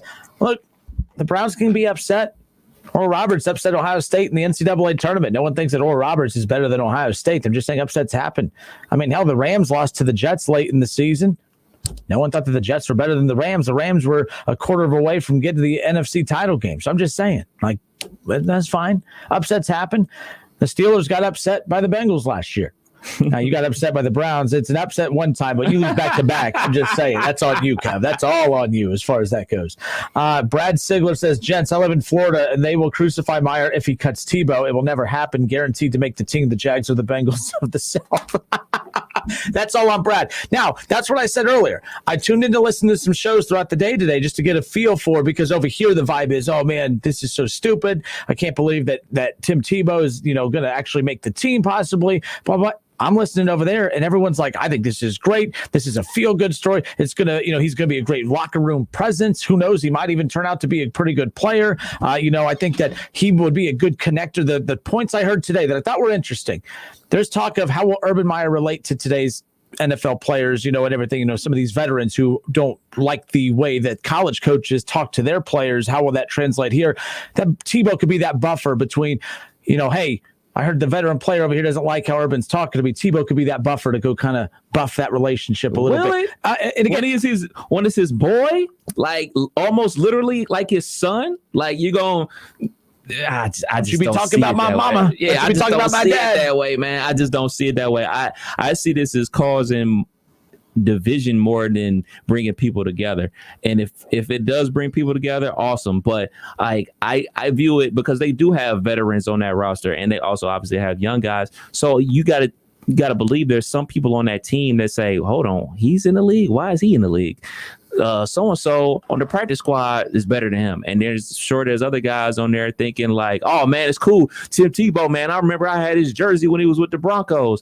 I remember I had his jersey when he was with the Gators and everything like this, and this is cool. You watch him on game day every Saturday morning. There is that. He has that. That's the it factor. If you want to talk about the it factor, it's not so much the skill set. It's the he has a little bit of an all-star, rock star type feel to this. But not rock star, but you know what I mean? He's a celebrity. He has that celebrity feel. He has a celebrity appeal, but this is professional. This isn't like, oh man, let's light up the victory cigar and bring the dude and off the bench that never gets in the game and let him get up a shot or two in the varsity game. That was me. So I'm just saying, this is professional football. And if he's not one of the best 53 guys on the roster, I don't think he's going to make it unless he's one of the best 53 dudes on the roster. And I think that can cause division on the team if they force him on the team and cut another person that was better than him. But if we're talking about a 53-man roster and he gets that 53rd spot and he edged out another guy for a 53rd spot, how much are we really, we're talking about the bottom of the barrel guys fighting for those last roster spots. What is Tim Tebow really taking away as far as that's concerned? People are acting like, oh man, it's going to come down to, oh man, you have a chance to get, Travis Kelce or right. Tim Tebow at tight end, and Urban Meyer's going to pick Tim Tebow over Travis Kelce. No, that's not what this is. If he does make the roster, I still don't think it's a big deal if he makes the roster, Kev. I think that they'll force him on that roster because if he takes that 53rd roster spot, who's he taking it from? Another no-name guy. Like if we're talking about Ty goes to the runner, Ty goes to the guy that actually, he sucks as bad as the other third guy that we were going to add with the 53rd spot, but at least this guy has some celebrity to him. At least this guy has a little it factor to him. At least this guy can be a leader in the locker room. Think about all the injuries the Browns sustained on their offensive line. Mm-hmm. So you mean to tell me, what if the Browns had a Tim Tebow situation with them and they didn't have one of those extra offensive linemen? And they chose one of those offensive linemen. They chose him over one of those offensive linemen that played good football for the Browns down the stretch. Like, that is vital. Like, those roster spots are enormous. You can't just throw it away to the wind and just say, oh, man, he's going to sell jerseys. Our fans love this. This is going to be good promo. Good promo is winning football games. That's good promo. But who's to say that the guy that you couldn't have on your roster was Tim Tebow's spot? I mean, we talked about how deep it is at running back. I mean, who's to say that? I mean, they have 4 running backs on the roster right now. Mm-hmm. Who's to say that, the 53rd man on the roster being Tim Tebow took a spot from a backup, quarterback, offensive lineman? How about Carlos Hyde? I mean, Carlos Hyde, you didn't need Carlos Hyde, especially, they have James Robinson, who, by the way, the James Robinson and ETN combo, I love that. I really don't see the purpose of Carlos Hyde. I think Carlos Hyde is more of a problem on this roster than a Joe Burrow. I'm all over the place. Tim Tebow. I'm obsessed with Burrow. I think I have like a huge man crush on Joe Burrow over Baker Mayfield. I don't see Carlos Hyde making that roster either, because you already spent a first-round draft pick on Travis Urban. Etienne. He's got to cut all his dudes. You spent a first-round draft pick on Travis Etienne, so he's, I don't want to say guaranteed to make a roster, but he's 99.9% chance to make the roster. You got Robinson, who put up crazy numbers as an undrafted free agent rookie last year, not only running the ball, but receiving the ball. So your third and fourth running backs on the team have to play special teams. Carlos Hyde is like in his 10th year. 10th year dudes normally don't play special teams. I don't see Carlos Hyde being a gunner on the punt team. So you need somebody young, hungry, and super athletic. And those things that Carlos Hyde isn't anymore. Still hungry, I'm sure, but like super athletic like he was with the Buckeyes, like coming fresh out of school. No, you need young dudes on special teams like that are starving for a spot and willing to, run into those 4-man wall blocks and everything like that. Carlos Hyde, what do you got to do that for? He already got his checks out the NFL. You need young dudes for that. So his spot ain't guaranteed neither. The 2 dudes we already talked about, Etienne and Robinson, that's the backfield. That's the backfield of the future for them. Carlos Hyde's taking Tim Tebow's spot on his roster. But no, when Brad Sigler said, look, they're the Jags or the Bengals of the South, my comparison to that was not to take a shot at the Bengals, but honestly, this area, the Bengals fans in this area were obsessed with the Jamar Chase pick. Mm-hmm. While everyone else in the country, not saying that there's people around the country that didn't agree with the Jamar Chase pick, but the norm as far as the belief of the Bengals made a mistake by not addressing the offensive line and taking Jamar Chase. So anyone outside of this area, that was the popular opinion, is I can't believe the Bengals didn't take Penei Sewell when your quarterback just had a season-ending injury a year ago. But everyone within Cincinnati and that fan base is, we love Jamar Chase. Look what he did with Joe Burrow at LSU. So here it seemed like, they're all on board with it, but everyone else around the country is making fun of him. Well, Jacksonville, to Brad's point, it's one of those things where in Jacksonville, everyone's super pumped about Tim Tebow potentially joining the Jacksonville Jaguars, while everyone else, all of us over here, are like, that's kind of stupid for potentially forcing this square peg in a round hole. Justin Nichols says Urban is pulling a Steve Spurrier when he took over the Redskins, signing former players. And that's what a lot of these guys do. They sign what they're comfortable with. And from that standpoint of, if Urban didn't have a history of being loyal to a fault, I don't think this would be blown up as much as what it has been. But yeah, so 457-9464. We have a couple callers on hold. We'll get to your calls on the other side. We'll wrap up this conversation. But head to YouTube, subscribe to the ESPN Dayton YouTube channel. We appreciate that, and that you could watch the show in its entirety live. You can go back and catch previous episodes as well as select segments and all interviews that we do. So make sure you go and check that out. Also on Facebook, everybody has Facebook. Search The Justin Kinner Show, like and subscribe. Same thing there, except we also have a lot of posts throughout the day that we interact with everybody on leading into the show. So make sure there's plenty of content from ESPN Dayton and this show alone. So take advantage of that. Urban Meyer, Tim Tebow reuniting in Jacksonville. Why is this such a big deal, or is it? Your takes on Facebook, YouTube, always welcome, or give us a call at 457-9464. Don't go anywhere. Listen, stream, watch. It's the Justin Kinner Show with Kev Nash, right here on Dayton's ESPN Radio, 1410 Wing AM. ESPN 1410 Wing AM weather. This afternoon will be partly cloudy, a high near 58. Tonight's going to be partly cloudy, a low near 36. And tomorrow will be mainly clear, a high near 63. I'm Pete Spivak for 1410 ESPN Radio. To make sure that the air in your home is absolutely perfect, call William Brockman & Sons Heating and Air Conditioning. They are offering up to $1,800 in rebates or make no payments for 6 months when you finance a new Lennox system for as little as $132 a month. Call William Brockman & Sons Heating and Air Conditioning at 937-222-8638 today. Conditions apply. See dealer for details. Ohio license number 14911. I'm Dr. Andrea Russo, a cardiologist. Maybe you're waiting to talk to your doctor right now. But if you're having an irregular heartbeat, heart racing, chest pain, shortness of breath, fatigue, or lightheadedness, don't wait. This could be a serious condition like atrial fibrillation, which can make you about 5 times more likely to have a stroke. If you're having these symptoms, don't wait. Talk to a doctor by phone, online, or in person. Brought to you by Bristol Myers Squibb and Pfizer. All right, is that a Q2 or Q3 expense? Dwayne's CPA went MIA.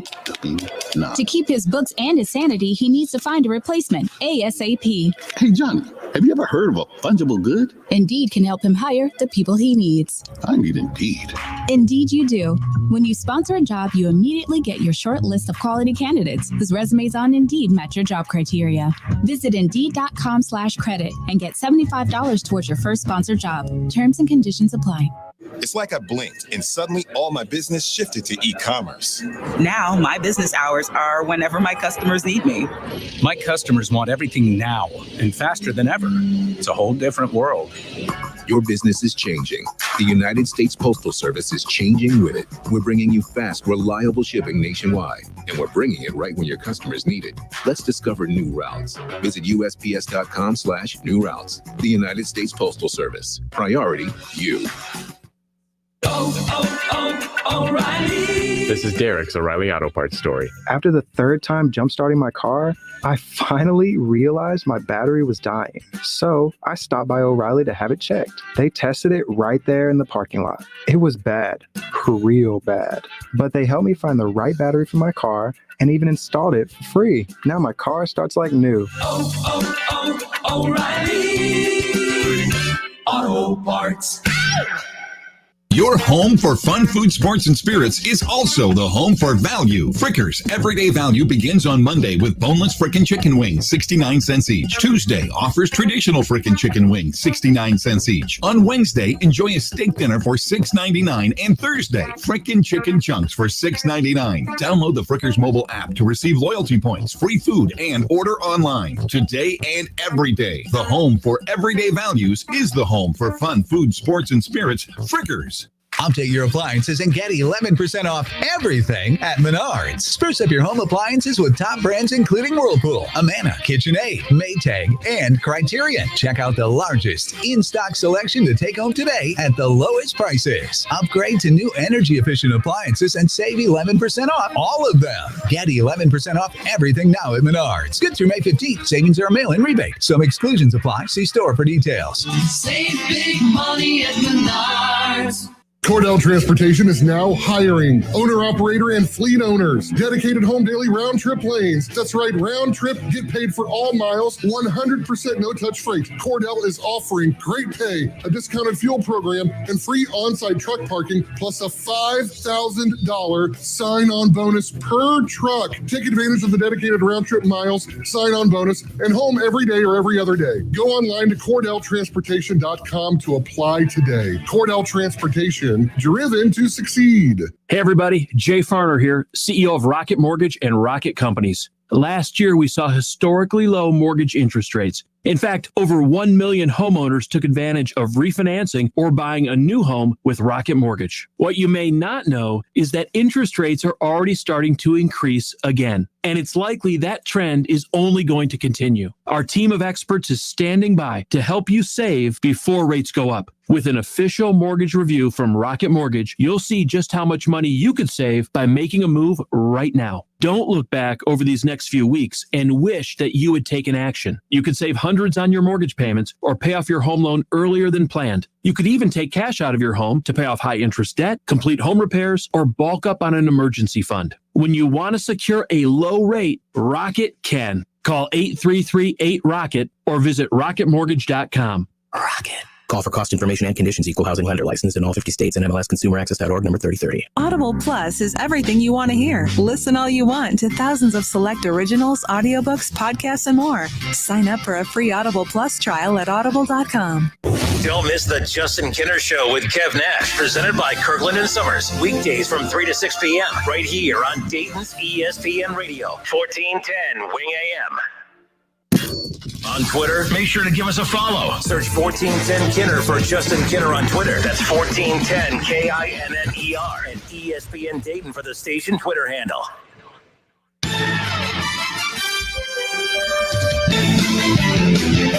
All right, welcome back. Justin Kinner, Kev Nash hanging out with you here on a, what the hell day is it? Tuesday. I don't know what day it is anymore. We're done with the Urban Meyer Tim Tebow thing, man. I'm exhausted.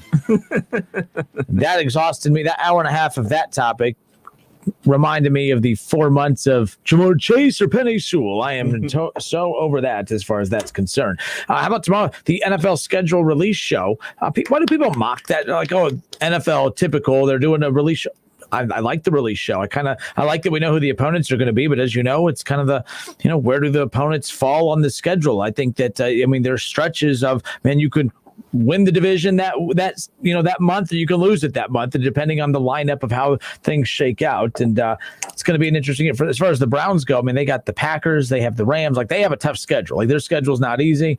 The worst team in the division, the Bengals.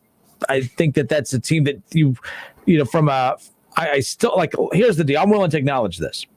If the Bengals offensive line, for whatever reason, clicks, so for whatever reason, Frank Pollock is a magician. Let's just say it clicks. That offense is dangerous. Mm-hmm. That offense is dangerous. But that's a big what if. I'm not sold on the defense, but like if that's the worst team in the division, they have a potential to be a pretty good last place team, if that makes sense, which means nobody in the AFC North is safe, because I think that the Bengals are going to be good enough to beat anyone on their schedule, but I also think that they have too many flaws to keep them from beating anybody on the schedule at the same time. But I'm excited to see how that schedule shakes out tomorrow. I'm curious when the first time we're going to see the Browns and Bengals. I hope we don't have to wait till like the last month. Like I kind of liked when the Browns and Bengals played each other early, because it felt like they were playing for something more, because half the time when they play later in the season, both teams more times than not are always out of something, right. And it's like it doesn't mean as much. So I'm excited for the release of the schedule tomorrow for all of the NFL as far as that goes. But this is a good question coming in from Doug Toby. Doug Toby says, what do you guys think? Are the Reds better with Votto out of the lineup? It seems to me that they have a lot more flexibility with him out of the lineup. Hot button issue. I mean, it is, but it isn't. I know what Doug's asking. They've played a lot. They've played coincidentally. They've been winning more games since Votto has been out, but the games that they were losing was not because of Votto. The games that they were losing, and even when they won, it wasn't because of Votto. Like Joey Votto has been the guy that I look at for the last 10 years and say, they've won with you, and they've lost with you, and they can win without you, and they can lose without you. Like baseball is one of those things that you don't need a star player cap. Like I don't think you could plug one player in. I mean, a prime example is Bryce Harper. Bryce Harper, the Nationals lost their mind when they lost Bryce Harper. Their fans lost their mind. Oh man, we lost our franchise player. Man, we're screwed. And they win a World Series the first year without Bryce Harper, and Bryce Harper hasn't played in the playoffs since leaving Washington. So how about that? How's that worked out? Like I don't think Votto being out is why they're playing better. But I do think what it has done is it's opened up an opportunity. To Doug's point, I don't think it's that they're playing better because they don't have Joey Votto. They're playing better because they're able to position and reshuffle some guys into more at-bats, into more everyday playing opportunities, like Nick Senzel at second. By having Mike Moustakas at first and Nick Senzel at second, you're able to put Suarez back at his original spot at third base, and then it's opening, you have Kyle Farmer at shortstop and that type of thing. So I think it's just created more of a comfort zone for some of these guys, and getting Tyler Naquin back in the lineup. And then when he's in the lineup more consistently, his numbers are better instead of playing one day off a day or two. Him back in the lineup tonight, actually. But I like the lineup tonight. We'll talk about that coming up in a moment. But I just think it's a coincidence that they're playing better without Votto. They were already starting to play better when Votto went out to begin with. I mean, he was playing in that Dodgers series. He played in that Cubs series. I just don't think that they're playing better magically because he's not in the lineup. But I do see his point. So what do you think about with Albert Pujols being cut? You weren't here for that. Yeah. No, I wasn't. So they're in the same kind of boat. Like, they're older players, obviously, coming off of big-time contracts. Do you see the Reds potentially doing a move like that? That was something last week when we brought that up. I said I don't see the point. For one, I think Pujols was hitting 198 before the Angels finally moved on from him. The interesting thing about that is that Albert Pujols was interested in coming back. The reason it's interesting because Albert Pujols wanted to play every day. He wanted to actually be out on the field. He did not want to just be a DH. I was assuming that if he does sign with another team, it'll probably be an American League team, and he'll probably get the David Ortiz treatment, the Big Papi treatment to close out his career, as you would think that as he should, right? Right. But he wants to be an everyday player. And the article I read with the quotes from him in there saying that, that there people act like, just being a hitter is the best life to live because all you got to focus on is hitting. There's a lot to be said about your comfort zone in the field, your reps in the field, staying loose because you're playing in the field, and then taking that and then stepping into the box like you're loose the whole night, to where when you're just sitting there on the dugout the whole time and you just got to pick up a bat and go, that it's not as easy as what people think. So there might be something to that. But then you got to ask yourself with how old he is, 20 years in the league. It's like, do we really want him playing every day? I thought the White Sox made the most sense, just his former manager with the Cardinals. I thought, and La Russa, I thought that would make a lot of sense for him. But the Reds were one of the teams that people had mentioned because coincidentally enough, Joey Votto's injury lined up right at the time that Albert Pujols was released from the Angels, and he's still not with the team. I don't think if the Reds want to do the Yasiel Puig thing, like where they sign it, like the Reds always do this thing where they sign a big name that's later in their career, just maybe for an interesting ticket sale type thing. Puig wasn't old when they signed him, but they clearly had no intentions of keeping him around long term. I don't think Pujols helps the Reds outside of just a big name that you could have in a lineup that might draw people out to go watch in limited capacity anyway. So I think it defeats the purpose. No Tim Tebow for him. But he's got a lot of MVPs in 2 World Series. I don't know if you knew this or not. It's something I talked about, I think, on Friday when you were out, that back in 2011, the Reds had, Walt Jocketty from the Cardinals had come to the Reds front office. And right before Albert Pujols signed that big mega deal, the 240, 11-year, 10-year deal with the Angels, the Reds had offered him $225 million for 10 years.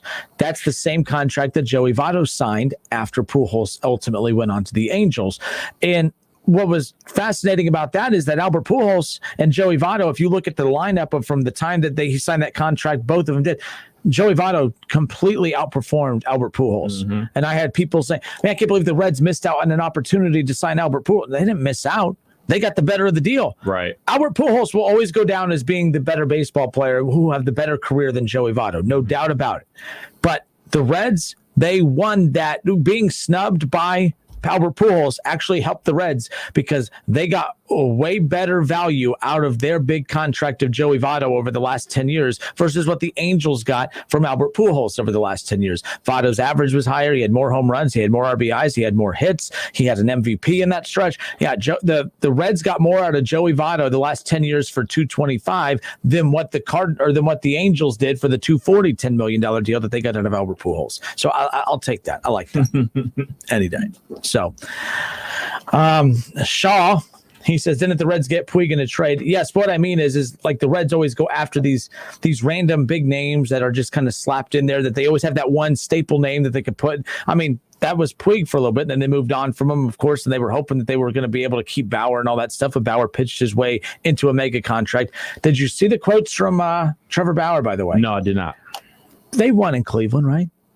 They got to a World Series in Cleveland. Yes. They won in Cincinnati. He got to the playoffs in Cincinnati. He won a Cy Young in Cincinnati. He's bitching, moaning, and complaining right now because He's frustrated. He's not calling out his teammates, but he is trying to rally the troops and hold them accountable. He came to LA to win, he said. He goes, I came to LA to win. I got tired. That's what, I was tired of not winning. That's why I came to LA. And he said that he's frustrated right now and that the team's frustrated because the Dodgers are not playing very well. And it's, at this point. So I thought that line was a little interesting. It's like, hold up, time out. Like, let's chill on that. Like, you've been a part of winning teams. To be honest, you got to experience one of the better Reds teams that they've had over the last decade. Unfortunately, that's about as good as the Reds have been over the last decade. But that's one of the better teams. They won a lot of games. They had an exciting stretch into the playoffs. Unfortunately, the bats disappeared, and Trevor Bauer had one fantastic outing in the playoffs. But you won a ton of games in Cleveland. You got to a World Series in Cleveland. Mm-hmm. You didn't perform well in that World Series game in Cleveland. So my big thing is that comment is kind of a slap in the face to all the previous teams, including the team he just won the Cy Young with. Don't say, I came here because I wanted to win. Yes, you came there because you expected to win because it was the easiest situation to go win in. I keep saying Trevor Bauer is the Kevin Durant of Major League Baseball. And you could be offended by that, or people could take that how they want. But wasn't that what we said about Kevin Durant, or the general assumption was, that was the easy way out. He went to the best team in the NBA. So we don't respect that. But Trevor Bauer does it. No one says a thing, but he just admitted it. I got tired of not winning. You came to the best situation, the easiest situation. And now all of a sudden it's not working out. And now you're starting to tongue lash everyone around you. Shut up, pitch, count your money. And I don't want to hear from Trevor Bauer because I'm tired of hearing from him when it comes to stuff like that. Yeah, that's garbage, because one could argue that the Cleveland baseball team lost the World Series because of him and the whole drone and the bloody finger and everything like that. I know that the majority of that went down in the ALCS and everything like that, and he pitched a heck of a game in the ALCS, but he wasn't the same, and he wasn't pitching like himself in the 2 games that he played in the World Series. So one could say that. One could say he is the prime target why we lost that World Series. So you play for an organization, yes, the Cleveland baseball team. Now they have one of the lowest paid roles in baseball. But during that 3-year stretch where they were in the playoffs and then went to the World Series and back in the playoffs that following year, they had a good payroll and they had a ton of good talent. And he was a part of that team. And now that team is disbanded, but they were going for it. Not only going for it, they were spending big money, and you had to play with your little toy and cut your finger, and you lost, and you were a part of the reason why they lost. And then you go down to Cincinnati, because when you did come back the following 2 years, you weren't up to snuff, so they traded you off to Cincinnati, and then you play with the Cincinnati Reds and you win a Cy Young. And I know the Cy Young award is awarded to the pitcher and everything like that, and the majority of that stuff does go on the pitcher because he is the guy out there throwing the ball, but you do have a catcher calling the game. You do have great teammates out here making catches for you because you're not striking everybody out. So that's throwing your teammates under the bus, saying like these guys aren't winners. They're not up to snuff. I know for dang on sure the team that you played with in Cleveland was up to snuff because they were in the World Series and they had a chance to win the World Series. They were right there. They had it in the bag, but they lost, and kudos to the Cubs. And I know for sure that defensively, the Reds were good enough to advance in the playoffs last year. The bats just weren't there. So, they were there. They just weren't there. Like what I mean is, because there's bad hitting teams because they're constructed badly. The Reds had Moustakas and Castellanos, and you added Akiyama, and you had Suarez, who was having a down year, still having a down year. But like they had Winker. Like they had a good, it's not like they had a bad hitting roster. They just had a bad hitting year. And of course, you start in late July, you only play 60 games, a very weird, wonky time. This is this hitting team, Kev, the way the Reds are hitting the ball now, if they would have had Trevor Bauer, Sonny Gray, and Luis Castillo, and now with Wade Miley being healthy, Kev, this team would win that division easily, and I think they could make a deep run in the playoffs if last year's pitching was with this year's hitting. So yeah, that's unfortunate. But I found that interesting, seeing that he's already, being vocal. Chirping. Yeah, chirping. He's chirping already. And by the way, in LA, things can snowball quickly because I think that when you are so used to things going your way, it's not like in Cincinnati. Cincinnati can lose 7 straight and then snap themselves out of it and then take 2 or 3 from the Dodgers, 2 or 3 from the Cubs, split with the White Sox, split with the Cleveland Indians in what was supposed to be the 3-game series. They only played 2. And then, of course, throttling the Pirates last night from what we saw. teams like the Reds, they know how to handle adversity better because they're used to being bad. They really pick it up when they start playing well, like, oh, this is fun. And then they can have another losing streak, but they know how to kind of get back in it. Sometimes the Dodgers, they get down on themselves, and it could be a long stretch before they start playing better because they're so used to things going their way. That roster's too dang talented for them to be doing what they're doing. Mm-hmm. If you look at Cleveland right now, they're 18-14 atop their division. The Reds are at 500. As we sit here in almost mid-May, they're 16-16. They're third in their division. And then there's the Dodgers. They're third in their division at 18-17. And by the way, so much talk has been made about the Dodgers, Padres, two best teams in baseball. There's the Giants. They have a 2-game lead over the Padres and a 3-game lead over the Dodgers at this point at 21-14. The Giants are really good. The Giants are plus 29 run differential right now. They are dominating right now, and no one's talking about them because all eyes have been on the Padres and the Dodgers. So I do find that very fascinating when you look at how that division's shaping up, because that's that's the best division in baseball right there in the NL West, or at least the best division in the National League for sure, as far as that goes. And you look at the Braves, they're 17-17 right now. I expected them to be running away with the NL East, man. I expected them to be dogs this year, and they're just not. You know, they're middle of the pack. And I know, technically it's early, it's middle of May and everything like that. So I'm looking for, like, during the hot months, July and August, for teams like the Braves really to step up and try to create some distance between them and the other teams in the NL East. Vincent Waller on Facebook says Trevor Bauer is like a moody teenager. He thinks he has to comment about damn near everything. He really needs someone to tell him that sometimes it's best just to keep some things to yourself. Vince, I agree with you. I've been saying that about Bauer for years. Look, I think I've never had a player that I've loved and hated at the same time so much. Like, there's so many, like Kev, there's so many great things about Trevor Bauer that I think help this game. And then there's things that I think he does that hurts not the game. Like, I don't think his actions hurt the game. But I do think it hurts his team. Like, that's going to, you come in as a Cy Young winner. You're the highest paid pitcher in the history of baseball, and you come in with all this swag. You know what I mean? Like, he has that persona. Yeah. And now you come in, we're the defending World Series champs. We know how to kind of ride this ship a little bit. Right. And you have the nerve, and I said ship, by the way. You have the nerve to start chirping and releasing stuff to the media and releasing it on your YouTube channel and everything else. Like, Trevor Bauer is one of those things where we always say you love him if he's on your team and you hate him if he's not on your team. Sometimes in the locker room and in that clubhouse, you love him and you hate him at the same time. He's definitely interesting. Let me ask you this. Do you have a problem with him calling his teammates out? Well, I guess I started to make a point, then I got sidetracked by ADD. I think in his head, that's good leadership. Because in basketball, LeBron, they play like crap.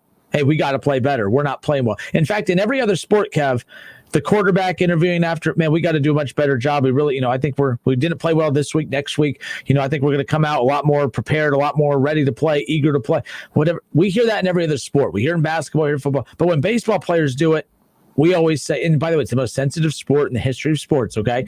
Baseball. When a player like Trevor Bauer, who we are trained to think, oh, he's doing something wrong, I guess in mid-conversation, I'm switching here. Maybe he's not.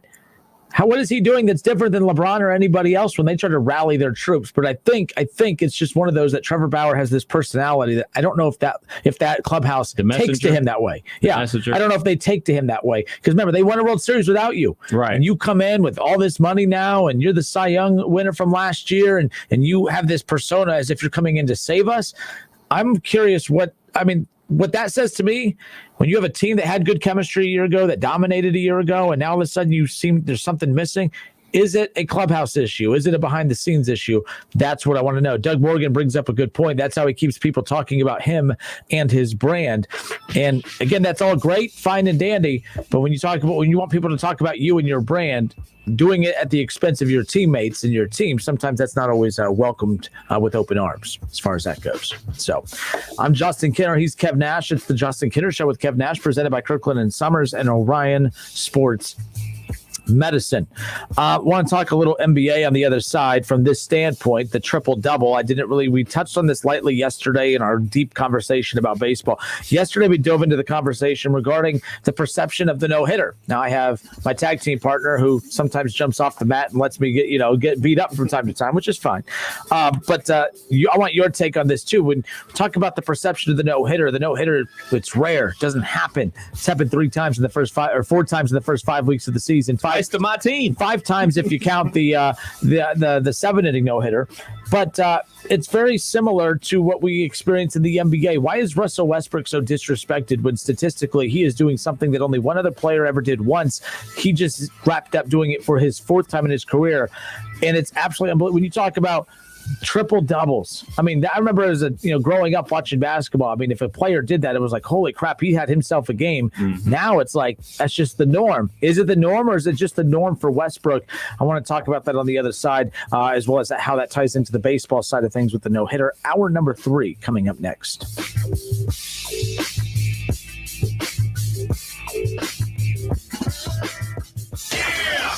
It's the Justin Kinner Show with Kev Nash on 1410 ESPN Radio.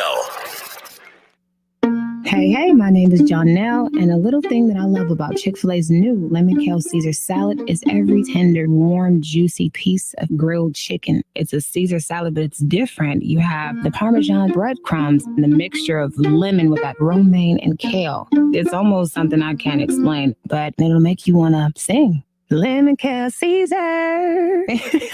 Order the new Lemon Kale Caesar salad on the Chick-fil-A app today. Available for a limited time. Real guests paid for their testimonial. If the new Oral-B IO electric toothbrush had a theme song, this would be it. I think you're gonna want to see this. Oh, you're going to want to see it, all right. Only IO technology combines Oral-B's dentist-inspired round brush head with gentle micro vibrations for a clean that'll Make you say wow. Exactly. Get the wow of a professional clean feel every day with the new Oral-B IO. You're gonna see what everybody's talking about. Oral-B. Brush like a pro. Reds fans, check out the Root the Reds Home exhibit, presented by Dinsmore at the Reds Hall of Fame and Museum. This exhibit features over 200 historic pennants and banners from the Reds championship seasons from 1919 all the way up to 1990. Plus, thanks to the Sargent Family Foundation, active military and veterans receive free admission. Visit redsmuseum.org for more information.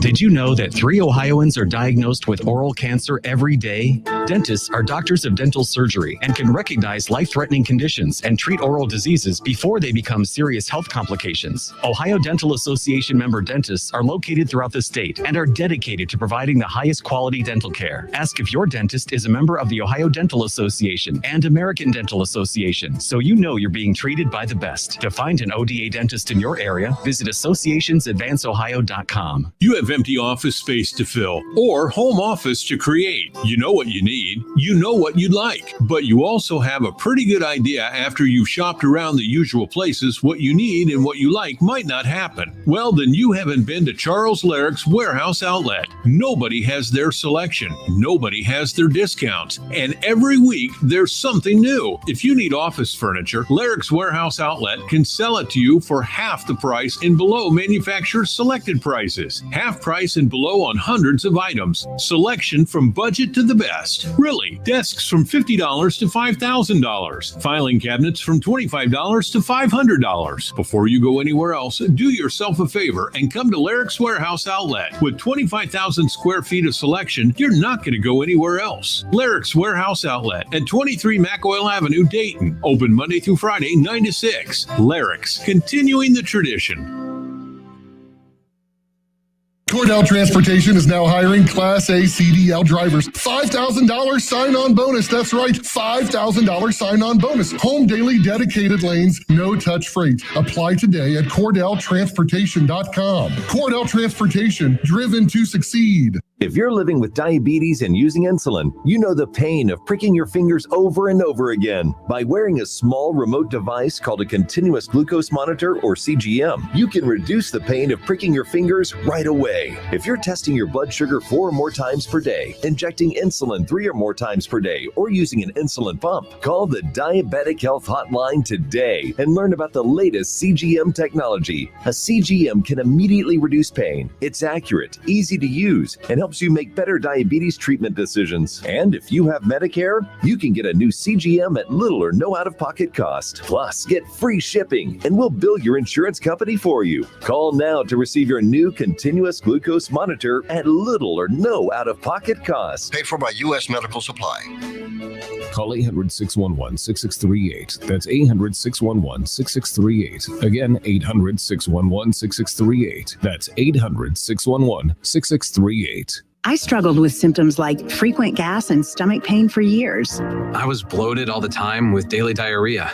At first, I thought it was what I was eating. I kept thinking it was stomach issues.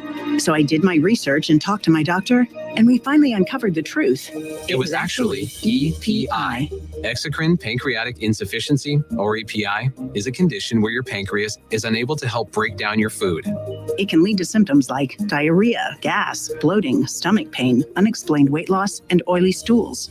And EPI symptoms can be confused with those of other common digestive conditions, like irritable bowel syndrome, Crohn's, and celiac disease. So getting to the right diagnosis meant being more open with my doctor about the severity of my symptoms and how often they were happening. But there's good news. EPI is manageable, so don't wait any longer. Use the symptom checker at identifyepi.com and schedule a visit or call with your doctor to ask, could I have EPI? Sponsored by AbbVie. Audible Plus is everything you want to hear. Listen all you want to thousands of select originals, audiobooks, podcasts, and more. Sign up for a free Audible Plus trial at audible.com. Don't miss the Justin Kinner Show with Kev Nash, presented by Kirkland and Sommers. Weekdays from 3 to 6 p.m. right here on Dayton's ESPN Radio, 1410 Wing AM. Whether you're at home, at work, or in your car, tune in to ESPN 1410 Wing AM or stream us live at wingam.com.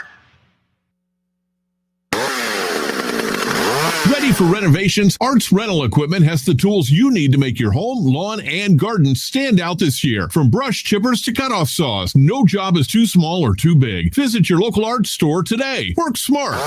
Rent from Arts.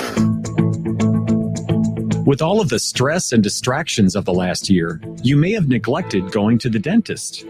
Well, now is the time to make an appointment because delaying dental care can be detrimental for your oral health and your overall health. Dentists have always practiced stringent infection control standards, and over the last year, they've taken additional new precautions to ensure dental patients are protected. When you make your appointment, ask if your dentist is a member of the Ohio Dental Association, so you know that you are being treated by the very best. Ohio Dental Association member dentists are located throughout the state and are dedicated to providing the highest quality dental care. These ODA member dentists are bound by the highest ethical standards and have access to superior ongoing education, training, and resources. To find an ODA dentist in your area, visit associationsadvanceohio.com. Hi, I'm Sales Manager Jason High at Germain Honda Beaver Creek, proud recipient of the prestigious President's Award. We are your local Honda dealer, and we invite you to see our newly renovated state-of-the-art facility. You'll be amazed at our selection, and remember, all new Hondas come with a lifetime powertrain warranty. Visit us at Route 35, just east of 675, conveniently located near Wright-Patterson Air Force Base. Germain Honda Beaver Creek, the right car, the right price, the right way. I'll see you soon. Listen to this station anytime, anywhere on Odyssey. Odyssey is your new audio home for all the music, news, sports, and podcasts that matter to you. Odyssey. That's AUDACY. There's never any FOMO with the iHeartRadio app. You won't ever have to miss out on your favorite shows and contests with this radio station again. Radio 24/7, 365. We're here when you want us. Stay connected and listen anywhere when you download the free iHeartRadio app. Many Vietnam War veterans were unknowingly exposed to dangerous chemicals impacting their health and quality of life. There are now expanded benefits for veterans exposed to Agent Orange. Veterans with Parkinsonism, bladder cancer, or hypothyroidism who previously applied for VA disability compensation but were denied should reapply and might be eligible for retroactive compensation. Exposed veterans who have not yet applied should consider filing a new claim. For assistance, call Montgomery County Veterans Service Commission at 937-225-4801. Do you have a home improvement project? Use the right tool for the job and rent from Arts Rental Equipment. Arts has the best selection from power washers and ladders to loaders and dump trailers. Work smart. Rent from Arts. Liberty Mutual customizes your car and home insurance so you only pay for what you need. Liberty, liberty, liberty, liberty. There are many ways to catch the Justin Kinner Show with Kev Nash on 1410 ESPN Radio, weekdays from 3 to 6 p.m. You can catch it live right here on 1410 Wing AM, or you can stream the show at wingam.com. But now we have another way that you can take in the show. You can now watch the Justin Kinner Show with Kev Nash live on ESPN Dayton's Facebook page. Listen, stream, watch. It's the Justin Kinner Show with Kev Nash, weekdays from 3 to 6 p.m. on 1410 ESPN Radio. All sports, all the time. This is 1410 ESPN Radio. WING 1410 Dayton, Dayton's ESPN Radio. It's live, it's local, it's the Justin Kinner Show with Kev Nash, presented by Kirkland and Sommers.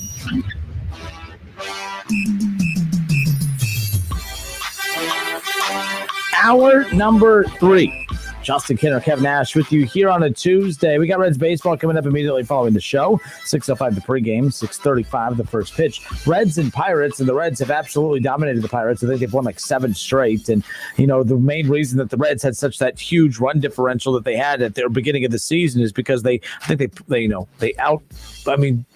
was like plus 30 against the Pirates in that first series and already plus 10 last night. I mean, so the Reds are back in the positive category as far as the run differential is concerned, but nonetheless. So, Kev, yesterday, it was reaction to Friday night's no-hitter from Wade Miley. Wade Miley, that's the 17th in Reds history, the first of his career, but most interestingly enough, it was the 4th no-hitter in the first 5 weeks of the season, the 5th no-hitter if you count the 7-inning doubleheader from Madison Bumgarner just a few weeks ago. So, when you look at, going back to at least like 2015 or 16, Kev, it was 2015, there was 1 no-hitter, 16, there was 1 no-hitter, 3 no-hitters in 17, 4 in 18 or 4 in 19. And then obviously I didn't count 2020 just because of the wonky 60-game season due to COVID. And then already 4 no-hitters in the first 5 weeks of the season.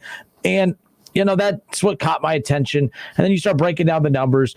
The worst hitting team in baseball since 2014 up until 2000, to now.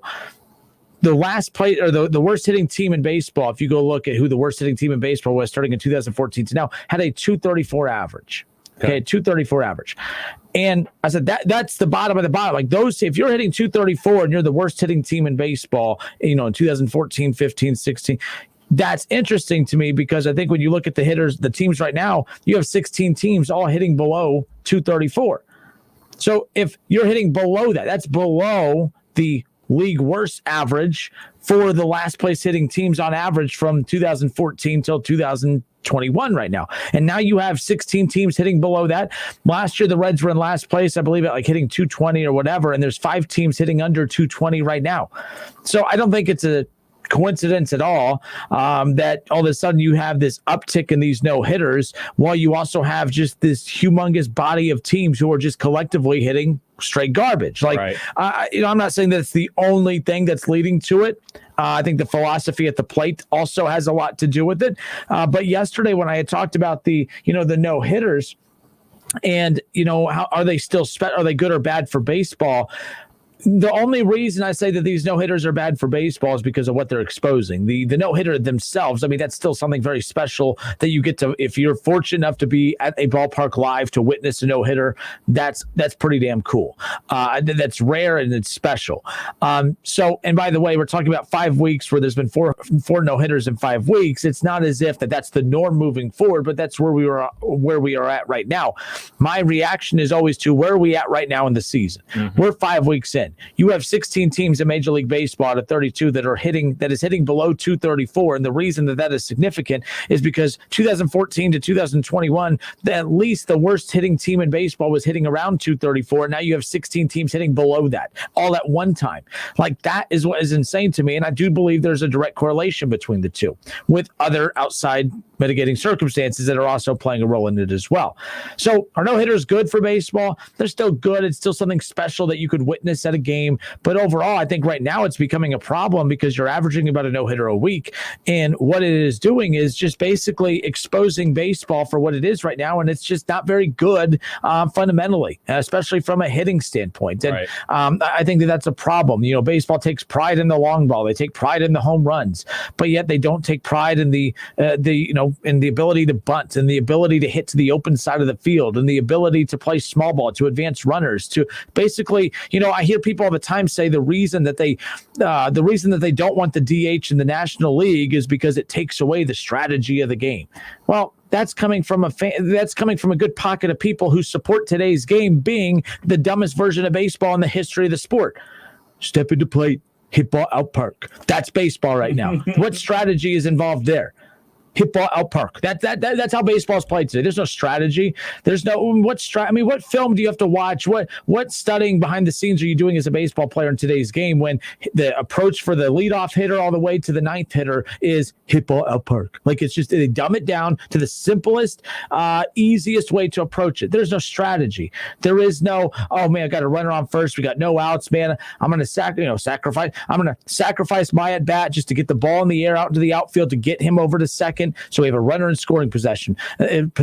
Good. Now bunt him over, get him over to third base. Do what you got to do. Small ball. Hey, I would love a home run right now, but I think right now all we need to do is put the ball in play. Let me just slap this out into right field, bring him in. Boom, we have a run. That doesn't exist. So that's the problem. So the no hitters in baseball, it's bad for baseball because it is exposing what's actually wrong with baseball, and it's these teams' non-fundamental approach to the game. I think it's a problem. So yesterday I got heat all night on social media because I can't believe you think that no-hitters are bad for baseball. It's not the no-hitters themselves.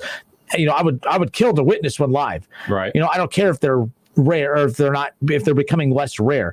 I would do anything to be at Great American Ballpark and witness a no-hitter, even if it's not our pitcher that's throwing the no-hitter. Let's be clear, if you could witness a no-hitter, even if it's unfortunately against your team, it's still pretty special. So your take is what when you hear that? How about this stat right here? And ESPN's Jeff Passan dropped this on a clip I aired on the show yesterday, Kev. Right now, as we currently sit here on May 11th, 2021, 5:09, there are 1,000 more strikeouts than hits 5 weeks into the season. Collectively, as a whole, Major League Baseball, all the teams, they have struck out collectively 1,000 more times than they've hit the ball. So yes, I'm sticking to my stance and not budging. The no-hitter is a problem because what it is doing is exposing baseball for the lack of fundamental approaches to how to play the game at its simplest level. And that's putting the bat on the ball and putting the ball in play, most importantly. Right. I'm with you 100%. I still think the no-hitter is cool. So over the weekend, obviously I was up in Cleveland, my hometown, visiting family for Mother's Day. And I stayed at a hotel, so I was watching part of the Cleveland baseball team versus the Reds, and I'm texting with my buddy as it's happening, and he's panicking. He's like, dude, we about to get no hit twice, and the season just started. And I text him back. I was like, dude, it's not a big deal. It's not a big deal. The no-hitter's still cool, but it's not a big deal for the team because the teams don't value being no-hit. They don't care about it, just like they don't care about striking out. It's home run, home run, home run. It's not even get a guy on base. Let's swing for a home run. It's so many solo home runs that the home run is devalued as well. It's a ton of things that are devalued by the approach of baseball right now. And I know we talked about this before with Alex Rodriguez when he was on Sunday Night Baseball talking about he doesn't understand why teams won't go back to the quote unquote old days of playing baseball. They'd rather lose this way of the new style instead of winning the old way. And I couldn't agree with him more. It is frustrating to look at where guys that have no business trying to swing for the fences, swinging for the fences. Hey, man, you're not good at that. Just put the ball in place. But see, that's the thing about it, because you get no hit on Friday and then you score 9 runs by us hitting 4 home runs the next day. So you're not punished for how you played the day before. You know what I mean? So people aren't thinking about it that way. And they're not thinking about how their numbers are looking. They're just swinging for the fences aimlessly. And I think that's a bigger problem than the quote unquote no hitter, because the pitchers, to their credit, they're just dealing. They're not worried about what the hitter's trying to do. They're just trying to get them out. be it a strikeout, be it a ground out, be it a fly out. They're just trying to get the guys out. So it's no knock on the pitchers. The pitchers are doing their job. And if the hitting and the way baseball is approached offensively, if they want to just keep on swinging for the fences and being stupid like that, go ahead and let them, and let these pitchers rack up all these no-hitters, because that's the fault of the offense. And that's another problem with baseball. Everybody plays exactly the same. And that's one of my arguments about college football, where I still love it to death, but it is a little tedious that everybody plays the exact same way. I love the teams like Georgia Tech. They ran the option. I remember back in the day, Nebraska ran the wishbone and all those type of things. Like every team had their own unique, quirky style of running offense, which made it special and made it not like the NFL, because in the NFL, everybody runs the same stuff. College football was unique because everybody ran something different. Now everybody runs the same thing, and it's kind of watered down. And now baseball does the exact same thing. Everybody does the same thing. They try to swing for the fences. And in the NBA, everybody runs the same offense. Hey, we're going to get one dominant guy with the ball and let him make all the plays. Hey, you sit in this corner and shoot threes. You sit in this corner and shoot threes. Hey, big man, we're not going to throw you the ball in the post. If you want the ball, you better rim run and go get it off the glass. So in all these sports that I love so much, that teams had a unique style of basketball. Like the Bulls had the triangle offense. The Lakers had the triangle offense. They had the Showtime offense. The Jazz ran the high pick and roll. Freaking Golden State Warriors with the Run TMC, they ran a motion offense. All these teams had unique styles of play. Not anymore. Every team out there in football, basketball, and baseball, all teams play exactly the same way. And that, in my opinion, hurts all sports, that every team plays the exact same way. There's no uniqueness to how they play the game in baseball, basketball, or football. Yeah, but I will say this about baseball. The problem with baseball doing this is that collectively as a league, they are unifying to play one way, but that one way is not good. Right. In the NBA, now you could argue that, back in my day, they played defense and I love that, but at least the product in the NBA is good. There's a lot of points being put up and and a lot of guys are getting their numbers, and a lot of, the sport is still playing and it's still being played at a high level. Basketball didn't take a step back by this new approach for basketball where everyone's playing the same style. Although I definitely agree with you, by the way, because although back in the day, though, they still had different ways, the triangle offense and the way that they would attack that, there was many different approaches to how to play the game, but the principles and concepts are all the same. You needed good post play, you needed good size inside, you needed to work the ball. All the principles were the same of working the ball inside to out, but everyone had their own different way of doing it. Now it's just you stand there and shoot, There's really, you're taking the thinking out of the game a bit, but overall that has not hurt the game. In fact, that has created a super, Steph Curry is going to be one of the greatest of all time because of this new style of play. And when your new style of play is leading to success for a lot of teams and it's developing stars and superstars, you don't have to like how the NBA is played now, but it doesn't mean it's not the right way for them to play. In football, you talk about college, Nick Saban had to adjust. He hated that he had to adjust. He hated the direction they went in, but he said, I could sit here and be the old man, get off my lawn and not adapt, and I'll be out of a job in a couple of years, or I could adapt and you know what? Screw you guys. I'll change and I'm going to do what you guys do. I'm going to do it way better. And that to me, but again, we don't have to like how that's the approach for college right now, but you know what? It's working. It's creating superstars. It's creating dynasties. The product is still good. The only sport the only sport that has evolved into their way of doing it that is not working is baseball. The product is not good. You've dumbed the sport down. It's ugly to watch. It's not pretty. You're not developing superstars. We talked about it yesterday. Yes, you look at the fact that the Angels have Mike Trout, and statistically one of the best of all time, but no one gives two blanks about Mike Trout. Baseball fans might love Mike Trout because you're baseball fans, but non-baseball fans couldn't pick him out walking down a street. Non-basketball fans will notice LeBron miles away, right? And the same thing in football. That it's just everyone. Tim Tebow is one of the worst NFL players of all time, statistically the worst starting quarterback of all time. And yet we've spent an hour and a half talking about him today, and he has dominated news coverage all over the place. When does that happen in baseball? It doesn't, unless, you put a needle in your arm and get caught. That's how you talk about baseball from a national perspective. So that's where I'm at with that, is where it's just one of those where baseball has not changed for the better. And I spent a lot of time on that yesterday, backing it to today. So that was a a very long, extended segue into the part of the conversation I wanted to have where no hitters, are they losing their luster a little bit because of the way that the game is being played, unfortunately. But basketball's kind of experiencing the same thing. A player that I've been a huge fan of for the longest time, that I think is the most polarizing, interesting player in the history of the league is Russell Westbrook.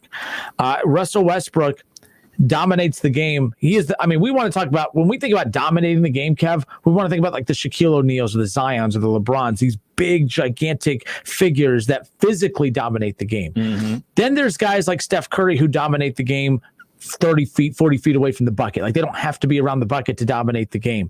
And then there's Russell Westbrook, who dominates the game in a way that we have never seen before. I mean, when you want to talk about a hybrid player that can score with the best of them, can assist with, he could score with the best scorers in the league. Mm-hmm. He can assist with the best passers and point guards in the league. He could rebound with the best bigs in the league. I mean, that right there makes him sound like he is the best player of all time, right? Like, he's the ultimate hybrid player. But the problem is that we want to put him in a category with LeBron James and Kevin Durant and others when that's not who he is. Right. And I think that that's the unfair part about this, is that we have put Russell Westbrook in this category of, well, he thinks he's elite, but he's not. He's not elite because he's not LeBron. He's not Kevin Durant, but my goodness, he's going to be the best, one of the best scorers in the league, the best assists in the league, best rebounders in the league. Durant, you can't say that about the others. The others all have a flaw in one particular side of the game, to where Russell Westbrook, he could do it all. And until he wins a championship to solidify that you could win with him doing that, he's constantly going to be under the microscope of criticism. But he did pass. The reason this is being brought up is Oscar Robertson had the triple-double, 180 triple-doubles, which was a record that nobody thought would ever get beat because triple-doubles were so rare. And when they did happen, it was like, that's a career night. Then all of a sudden, Russell Westbrook wins an MVP because he averaged a triple-double. And then it's like, oh man, only one other person has ever done that, averaging a triple-double. And then Westbrook just completed it again for the fourth time.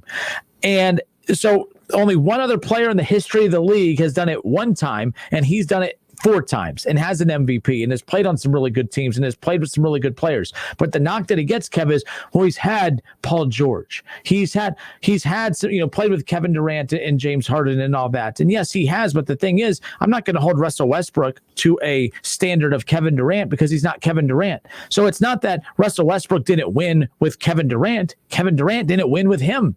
It's not that Russell Westbrook didn't win with James Harden.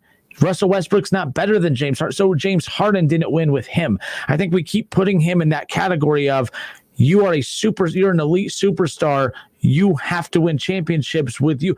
No, I think it's that those guys haven't been able to find a way to win with him versus him finding a way to win with them. Is that fair? And then the Paul George thing, I don't care about that. Paul George isn't, I don't look at Paul George as the equivalent of LeBron having Anthony Davis, or Steph Curry having Kevin Durant, or Kevin Durant having Steph Curry, or Kevin Durant now having James Harden, or James Harden having Kevin Durant. I don't think it's fair to include the Paul George run. Paul George is not an elite superstar. They played together for 1 year. Yeah, that too. And of course, he was traded to go be the Robin to Kawhi Leonard over there. But what's your perception of Russell Westbrook? I love Brody. I love Russell Westbrook. I love his energy. He plays at 100 miles an hour. He is the definition of when Allen Iverson said, play every game like it's your last. He is the definition of that. He literally goes out there and plays the first game of the season like it's the playoffs. And you see that because the intensity in a game on a Tuesday night in November, where nobody gives that type of intensity. And that intensity got him to the NBA. It made him a superstar in the NBA, made him a Hall of Fame basketball player in the NBA. His inability to shoot the basketball is what takes him a notch down from like the guys that you mentioned with the KDs and LeBrons, because every other facet of his game is unique, because he's not 6'6". You know what I'm saying? He's 6'3". He's tall in regular people world, but 6'3" in the NBA, yeah, that's not tall. And his athleticism is through the roof.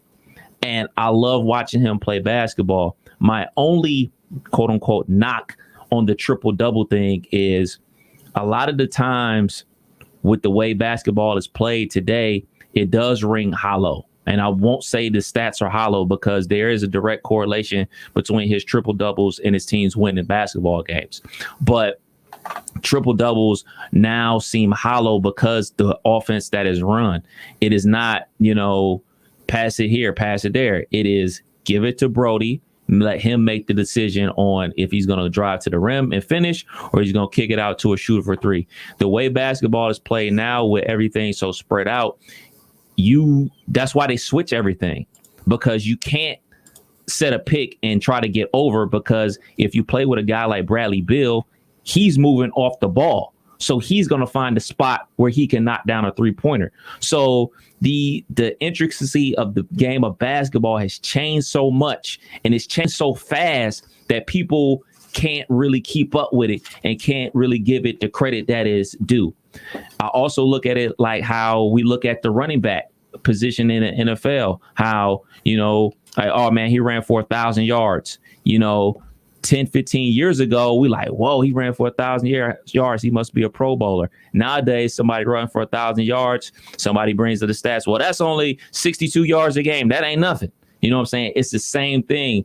And I think we're getting to a point like that in the NBA with the triple double. It's a heck of an accomplishment for him, not only to get a triple double in the game, but I mean, he has 180 plus triple doubles for his career. He's averaged a triple double multiple times in a season. That's crazy numbers. And you know what you have to do to average that? You have to play. A lot of dudes don't play as many games as Russell Westbrook. So you got to give him a ton of credit for even being on the court and then putting up these type of numbers. I'm not a big numbers guy. I like to watch the game and just let it tell me what's going on as opposed to looking at a box score. But it's hard to deny that the man is out here. Like, it was a point like last week, he could go over the rest of the season and still average a triple double. Yep. So the numbers and the accumulation that he put up is outstanding. I just wish that it correlated to more wins instead of losses, because he just had another triple double last night and they lost. So I just wish, like, he has a winning record though with triple double. Yeah, for sure. So Oscar Robertson was 131-50 in his 131-50. Russell Westbrook, I think I heard it on Greeny this morning. He's won a few. I think he's won 10 less games than Oscar Robertson. Like Russell Westbrook, and I thought the same thing too. And so I heard that this morning. I got to find that exact stat. They talked about how he had only won 10 less games than Oscar Robertson did in his triple doubles. So this narrative of that he loses in those is not necessarily the narrative that people try to maybe paint it out to be, but that's the perception I had too, is that, another triple double and a loss. When a lot of this streak that they've been on lately, even though they just lost last night, excuse me. And I know Bradley Beal didn't play, but like they've been scoring like crazy. Mm-hmm. They're back in the play. I mean, they were in the play-in tournament. It's going to be a nightmare for whoever plays them, because Bradley Beal, obviously, he's the second leading scorer. He can give you 50. And if Russ is out here going for 20, 15, and 15, like, you got to think about that. Like, he's getting 10 plus rebounds from the point guard position. Position, man. So he's out there crashing the boards with the big boys. I mean, you play high school basketball, you shoot a three, what you supposed to do? Well, it depends where you shoot the three from. Get back on top defense. of the key, get your ass back. But but now from Brody, the corner, Brody, he shoots he's energizer, but he doesn't stop. He probably gonna go for a tip dunk. And by the way, he doesn't. He's not a load management guy. He's out there every single night. And like I said, I think that we have to be more. We talked about it earlier and I'm not comparing him to Tim Tebow, but we have to. Who is Tim Tebow? We have to be able to channel who we view him as to be able to kind of form our opinion. We can't hold Tim Tebow to Aaron Rodgers or Tom Brady type expectations to compare him, to relate how he was as a quarterback. Same thing with him. He's not LeBron James. He's not Kevin Durant. In fact, I think that the league has missed out on him being I wish he would have played alongside LeBron. I think LeBron and him win way more titles than LeBron and Anthony Davis will. Mainly, unfortunately, LeBron's kind of inching towards the back end of his career. But I think you put Russell Westbrook and LeBron, like, I hope that it happens soon. I would love to. People keep talking about Steph Curry going to the Lakers to play with LeBron. I want Russell Westbrook and LeBron to play, because those two, no matter who gets the ball, imagine whoever gets the ball, they're going to kill you. Those two, I think, win a lot of championships together, if that's the case, if there was more time in LeBron's career for that to be the case. But the reason I talked about, he doesn't get as much credit as he deserves for the triple double, because to me, the triple double is you're your teammates are getting involved. I mean, when people call Russell Westbrook selfish, I'm like, how? All the dude does is share the rock. All he does is get teammates involved. That's why I blame Kevin Durant for why it didn't work more between those two than Russ. He did his part. He had the assists. He had his points. He had his rebounds. But we got to stop looking at Westbrook as the guy, because he's never going to be. It's proven he's not the guy. But he could still be the second guy. Right. And be one of the best players in the league. But we do this thing where, and I'm guilty of it too, if you're not LeBron or Kevin Durant, you ain't blank, right? Like, we do that where we don't respect like Dame Lillard. I do it all the time. He ain't LeBron. He ain't Kevin Durant. I'm guilty of that all the time, to where then I don't respect the talent that's there now. But then when they about to retire, I'm like, oh man, I wish I would have respected it. I did that with Tim Duncan. Tim Duncan. He's not Shaq. Well, he's pretty damn good, right? Like, so that's what we do. But I found these numbers interesting, Kev. You talk about the triple-double. And then to Shaw's point yesterday, said if it was so easy, why have other players not average a triple-double? I said, well, maybe Russell Westbrook is disrespected because people don't respect his triple-doubles because the way the game is played today. This is interesting to me. So the league as a whole, I use 2018, 2019, because 2019 and 20, that season was cut because of COVID. So I erased that. So the 18-19 season is what I used here. In the 2018-2019 season, Kev, compared to, I went all the way back to the year 2000. Okay. Oh, so a lot of homework last night. But so in 2018, there was 40,000 more points scored in 2018 compared to 2020. 40,000. Okay. In 2018, there was 7,000 more assists than there was total. Again, this is the total combined points for the league. All the teams combined total points. All the teams combined total assists and rebounds. So in 2018, the 2018-2019 season, the NBA as a whole scored 40,000 more points than the total amount of points back in 2000. There was 7,000 more assists in 2018-2019 than the 2000 season. In the rebounds, there were 6,800 more rebounds as a league than back in 2000. Now, the reason that's fascinating to me is because you would think naturally, oh, well, post play was so important back then that people would guess there's more rebounds back in 2000. No, there's more shots going up now, which means there's more opportunities. And three-pointers made, 16,000 more three-pointers made in the league in 2018-19 compared to 2000. And how about this? The attempts. 45,000 more three-point attempts. Let it fly. 45,000 more attempts than what there was back then. So that's what is absolutely insane to me, is that, and that there was 13,000 more field goals made as the league in 2018 compared to 2000, and there was 21,000 more shot attempts in 2018-19 compared to 2000. So the reason I also think that sometimes these get undervalued, or that he doesn't get appreciated as much, is because when you're talking about in a season where there's 40,000 more points scored in a season compared to 20 years ago, well, it's kind of hard to say, well, man, no other player in the 90s and early 2000s couldn't do it. Well, maybe there would have been more guys doing that in the 90s and 2000s if there was 40,000 more points to be distributed around the league. But to Shaw's point, if I'm going to rag on him a lot, I'll give him credit. If that's the case, then why is Russell Westbrook the only player that has dominated in every facet of the game like that? Because it would be one thing if, like my point about the no-hitters, well, the no-hitters are going up because collectively the league is horrible at hitting right now. Well, if the triple-doubles were going up around the league because collectively there's more shot attempts, there's more misses, there's more long rebounds because of more three-pointers being taken. But Shaw was right, to his point. The only player that has done that at the clip that we're seeing, like Oscar Robertson, is Russell Westbrook. Right. So I do think that he is very disrespected in the game. I think he's more disrespected than Dame Lillard, but both are disrespected. And I've admitted I've disrespected Dame time. But my point is like, I wanted to disrespect, or I didn't want to appreciate what Russell Westbrook did until I looked at this and realized, well, yeah, Shaw's right. Give him that for once. Why is he the only one that is doing that when everyone else hasn't stepped their game up as far as LeBron has a lot of triple doubles, a lot don't guys do, but no one's touching Russell Westbrook. Four seasons averaging a triple double. You definitely have to have that hunger to. I don't want to say he's going out there to do it, but I mean, let's be clear, man. He definitely has that in the back of his mind. Like, man, hey, if they're not going to try hard, I will. Because that's how I got here. That's how I got a scholarship to UCLA. I wasn't the guy on my high school basketball team. My best friend was the main guy on the high school basketball team. I had to be that guy crashing the boards. Oh, I can do that in college and get more minutes.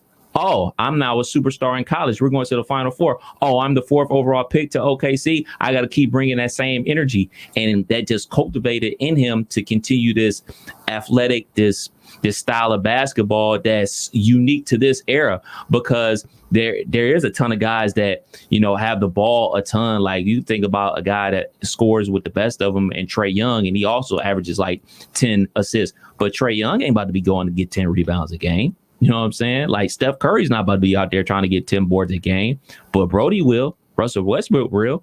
I mean, it's definitely a unique thing for somebody to get that many triple doubles in their career, and he's going to the Hall of Fame, man. And I can't wait for the play-in game in the playoffs. It's gonna be like March Madness. It's gonna be like March Madness. It's gonna be some big time guys going home early, because you look at the Western Conference right now. The 7-8 is Golden State, LA. Think about that. One of them, LeBron or Steph, is going home. One of them not making the playoffs. Crazy. Yeah, and the thing is, the team that should be going home is Golden State, because they're technically not. I mean, they're like, the Lakers are only 8 right now because of injuries.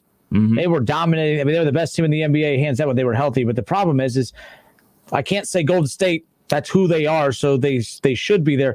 The Lakers are who they are as well, because Anthony Davis is doing what we all figured Anthony Davis would do, and that's be hurt. Yeah. Right. Like, I mean, and this is an aged roster to where, the Clippers try to combat what the Lakers were doing with younger stars, to where the Lakers got older. And that's been the identity of all LeBron teams. Yeah. But the difference is LeBron was in his prime, and he could have an older roster because he was the engine of that older roster. Yeah. But now the problem is that the Anthony Davis, your Robin, that was supposed to be your LeBron to you being Dwayne Wade now. Like Dwayne Wade, as he got older, Dwayne Wade wasn't the Dwayne Wade of old when he was old Dwayne Wade with LeBron, at least after that second year. But LeBron's youth lifted Dwayne Wade in that Heat team. And Anthony Davis was supposed to have that role with LeBron's Lakers. But the problem is Anthony Davis is always as banged up as LeBron is as far as that goes. But I will say, Anthony Davis was brought over to win a title with LeBron. More than one title. But at the end of the day, if they don't win another one, yes, it's still bad, but they brought a title. But I think that there's more titles there for them to take if they're healthy. So I want to hear from some Lakers fans, because, I don't really get annoyed about a ton of things, but I am very annoyed from Lakers fans that's out here trying to take credit for everything that Julius Randle is doing, everything that Brandon Ingram is doing, taking credit for it. Like, man, look at those in the Western Conference. Look at those former Lakers balling. Taking credit for Julius Randle, Brandon Ingram, Jordan Clarkson about to get 6th man of the year. Lonzo going to sign a pretty good contract this offseason. Like, look at those former Lakers balling. What? Now, the NBA is turning into Major League Baseball from that standpoint. I will say this. Can you imagine if the Lakers did have LeBron with Ingram and this Julius Randle and Lonzo Ball? Like, that team, I don't know if they're better than this Lakers. Point is they would be in better position to be consistently good moving forward, to where, like, every year the Lakers have to hit that reset button of the guys around them. But this is the problem with the NBA, is sometimes these guys don't become stars till way later. You get 4 or 5. What's the rookie contract? The 4. I think it's 3, and then you sign. You pick up the that's not extension. Enough. These guys are nothing. Like right now, Zion is nothing right now, and he's so damn good. But he's nothing right now compared to what he's going to be here in 2 or 3 years. Like, and he's that Shaq dominance right now in the league. It's only going to get more impressive as he gets. The problem is Julius Randle. Yes, he's hit the ground. The Lakers don't get to take credit for it, but the point is the Lakers are a victim of that. They moved on from Randle because he's just okay. He's all right. Now he's a superstar, but how many years in the league did he need to develop into that? And I just think that the reason I don't care about the NBA draft as much anymore, I have the last couple of years, because there was Luke Kennard, then there was Kostas Antetokounmpo, and then Obi Toppin. I don't care about the draft because these guys aren't going to be stars with the team that drafts them. It's like baseball. To where football, you're a star with. I mean, Joe Burrow's a star the second he steps foot out on the field for the Bengals. Trevor Lawrence is a star now, and he hasn't even stepped foot on the field. Tebow, man. Yeah. So Tebow. I'm sorry, Tebow. No disrespect. I didn't mean to disrespect Trevor Lawrence. But no, that's a good point. But no, seriously, like Ingram, man, he has it. Like, I mean, by the way, I don't know what's going on. The Pelicans are underperforming. That team is. They're pretty good for them to be playing the way that they are. I'm just saying. They about where I thought they would be. I thought they would be in the play-in tournament. They're right on the outside of it. Zion's going to be out for what they said for the rest of the season. They're like, 2 games back of the Spurs for the play-in. They're not going to make the playoffs or whatever. So, we'll see. I mean, they took like some big L's like in the middle of the season, like right before the All-Star game. I think they like lost 8 straight. But they had good. I love that roster though. You had Ingram, you had Ball, you had Redick, you had obviously Zion. Who else? They had some other good guys. Clarkson. Right? No, Clarkson. Who's the other Lakers? I mean, they're part of that package that loaded up. That it don't matter. But it don't matter. I thought they would be better than what they were, to be honest. Yeah, Clarkson is about to win 6th Man of the Year. He's averaging like 16 off the bench for Utah. He's out here getting busy. All right, we'll be back in a moment. Justin Kinner, Kev Nash with you here on 1410 ESPN Radio. Hey, you want to play the game I played with the fans yesterday? Sure. With the AFC North fans. You're a Steelers fan. All right. Absolutely. Ben Roethlisberger's your quarterback. You have to trade Ben Roethlisberger, but you could only trade him within the AFC North. I was about to say, hey, so Aaron Rodgers was popping. You have to pick Baker Mayfield, Joe Burrow, or Lamar Jackson with this roster as is, not like long term. It's just for this upcoming season. So you have to trade Ben Roethlisberger within the division for any of the other quarterbacks, and you have to trade him for the quarterback that you think will get the most out of this particular roster and explain why. We'll discuss that on the other side. I had to do this solo yesterday, so I'm curious how you would do this. So again, one more time, as the AFC North quarterback swap. I'm curious Kev's thoughts on this. I'll tell you, I picked Big Ben for the Browns. Woo! Went with the vet. We went with the vet. We'll be back in a moment. Listen, stream, watch. It's the Justin Kinner Show with Kev Nash right here on Dayton's ESPN Radio, 1410 Wing AM. ESPN 1410 Wing AM weather. This afternoon will be partly cloudy, a high near 58. Tonight's going to be partly cloudy, a low near 36. And tomorrow will be mainly clear, a high near 63. I'm Pete Spivak for 1410 ESPN Radio. For the ones who get going when the going gets tough.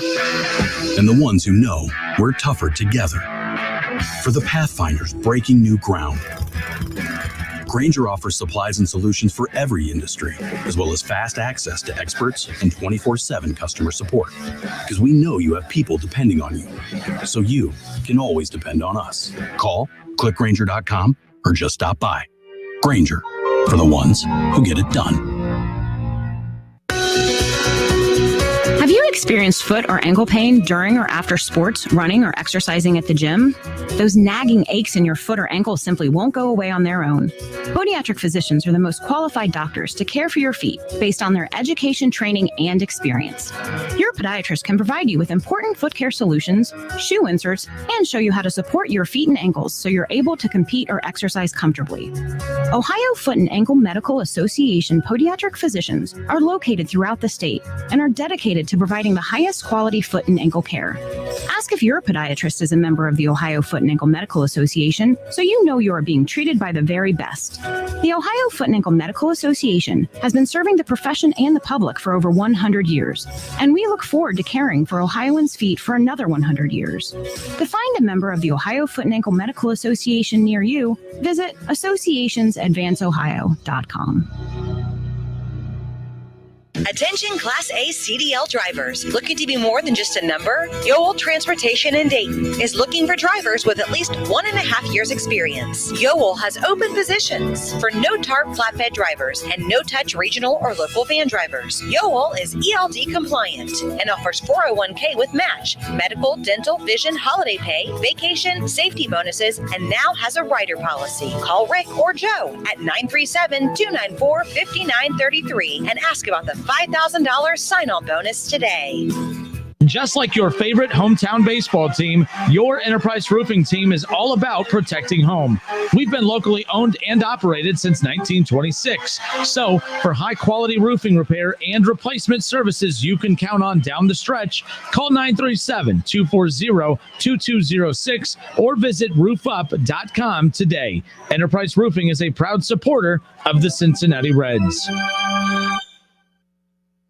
Have you been seeking a final resting place for your loved one's cremated remains? Are you tired of endlessly searching to find a permanent home for a family member that gives you peace of mind, offers more security than the mantle, and doesn't cost thousands of dollars? This is Mark Davis from Dayton Memorial Park Cemetery, located at 8135 North Dixie Drive. We are pleased to announce a new product that offers families the opportunity to give their loved ones a permanent, serene, final resting place for as little as $300. Call us today at 937-890-1831.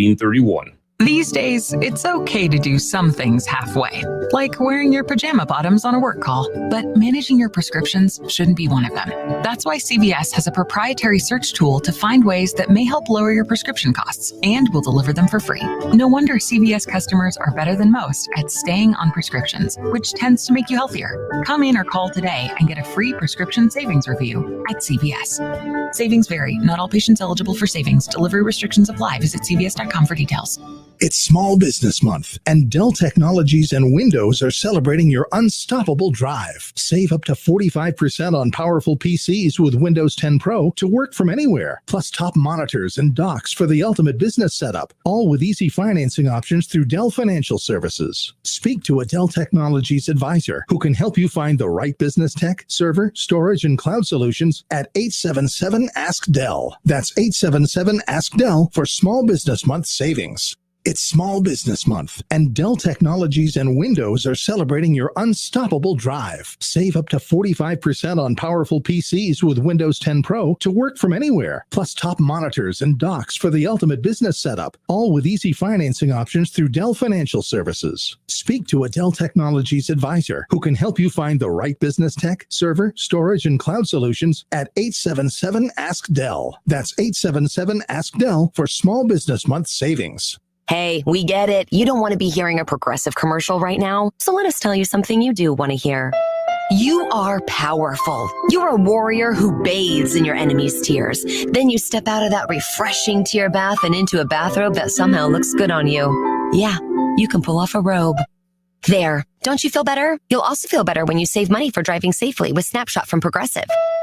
Savings you can use to buy more robes. Progressive Casualty Insurance Company and Affiliates. Snapshot not available in California, North Carolina, or from all agents. Jay Farner here, CEO of Rocket Mortgage and Rocket Companies. Last year, we saw historically low mortgage interest rates. What you may not know is that interest rates are already starting to increase, and it's likely that trend is only going to continue. Our team of experts is standing by to help you save before rates go up. Don't look back and wish that you had taken action. Call 833-8ROCKET or visit rocketmortgage.com. Rocket. Call for cost information and conditions. Equal housing lender licensed in all 50 states and MLSConsumerAccess.org number 3030. It's all about the nose. It's your air filter, the first line of defense against bacteria and viruses. If too many germs get stuck in your nose, guess what? You get sick. That's why it's so important to keep your nose clean, just like washing your hands. Now there's a better way to keep your nose clean and help your body protect itself. It's called Navage Nasal Care. Navage uses powered suction to flush out allergens, mucus, bacteria, and viruses. At Navage.com, CVS, Walgreens, Bed Bath, Target, and Rite Aid. Navage, N-A-V-A-G-E.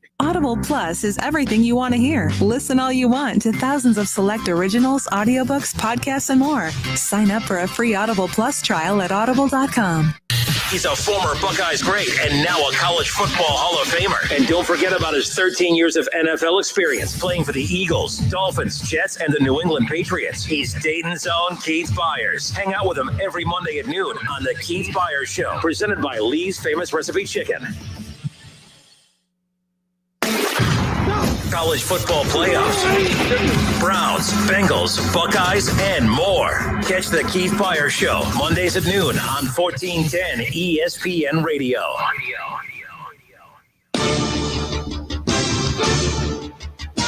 Justin Kinner, Kev Nash, back with you here on Dayton's ESPN radio station, 1410 Wing AM. So yesterday I played a game because Kev left me by myself and I got in trouble. But yesterday I played a game called the AFC North Quarterback Shuffle. So if you are a fan of either the Bengals, the Browns, Steelers, or Ravens, this becomes a little interesting exercise. You have to trade your quarterback within the division.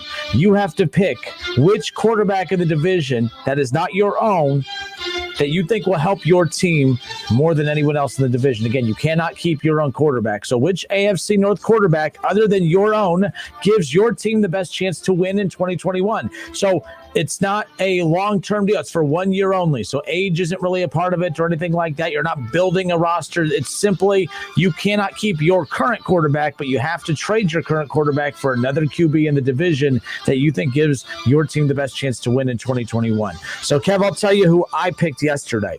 So for the Cleveland Browns, for this reason here, I picked Ben Roethlisberger. I would trade Baker Mayfield for Ben Roethlisberger for this reason, because it's for 1 season and 1 season only. Last year, we were convinced that Ben Roethlisberger was washed up. And when you are treating Ben Roethlisberger at his age as if he has to be the main guy to win you football games, that's a problem. When your offensive line is shot, when you have the worst run game in football, when your defense is decimated by injuries, I don't even care if it's Ben Roethlisberger from his prime. Ben Roethlisberger was not going to look very good last year, and I actually thought he looked pretty good considering. He completed about 66% of his passes. He threw for over 30 touchdowns.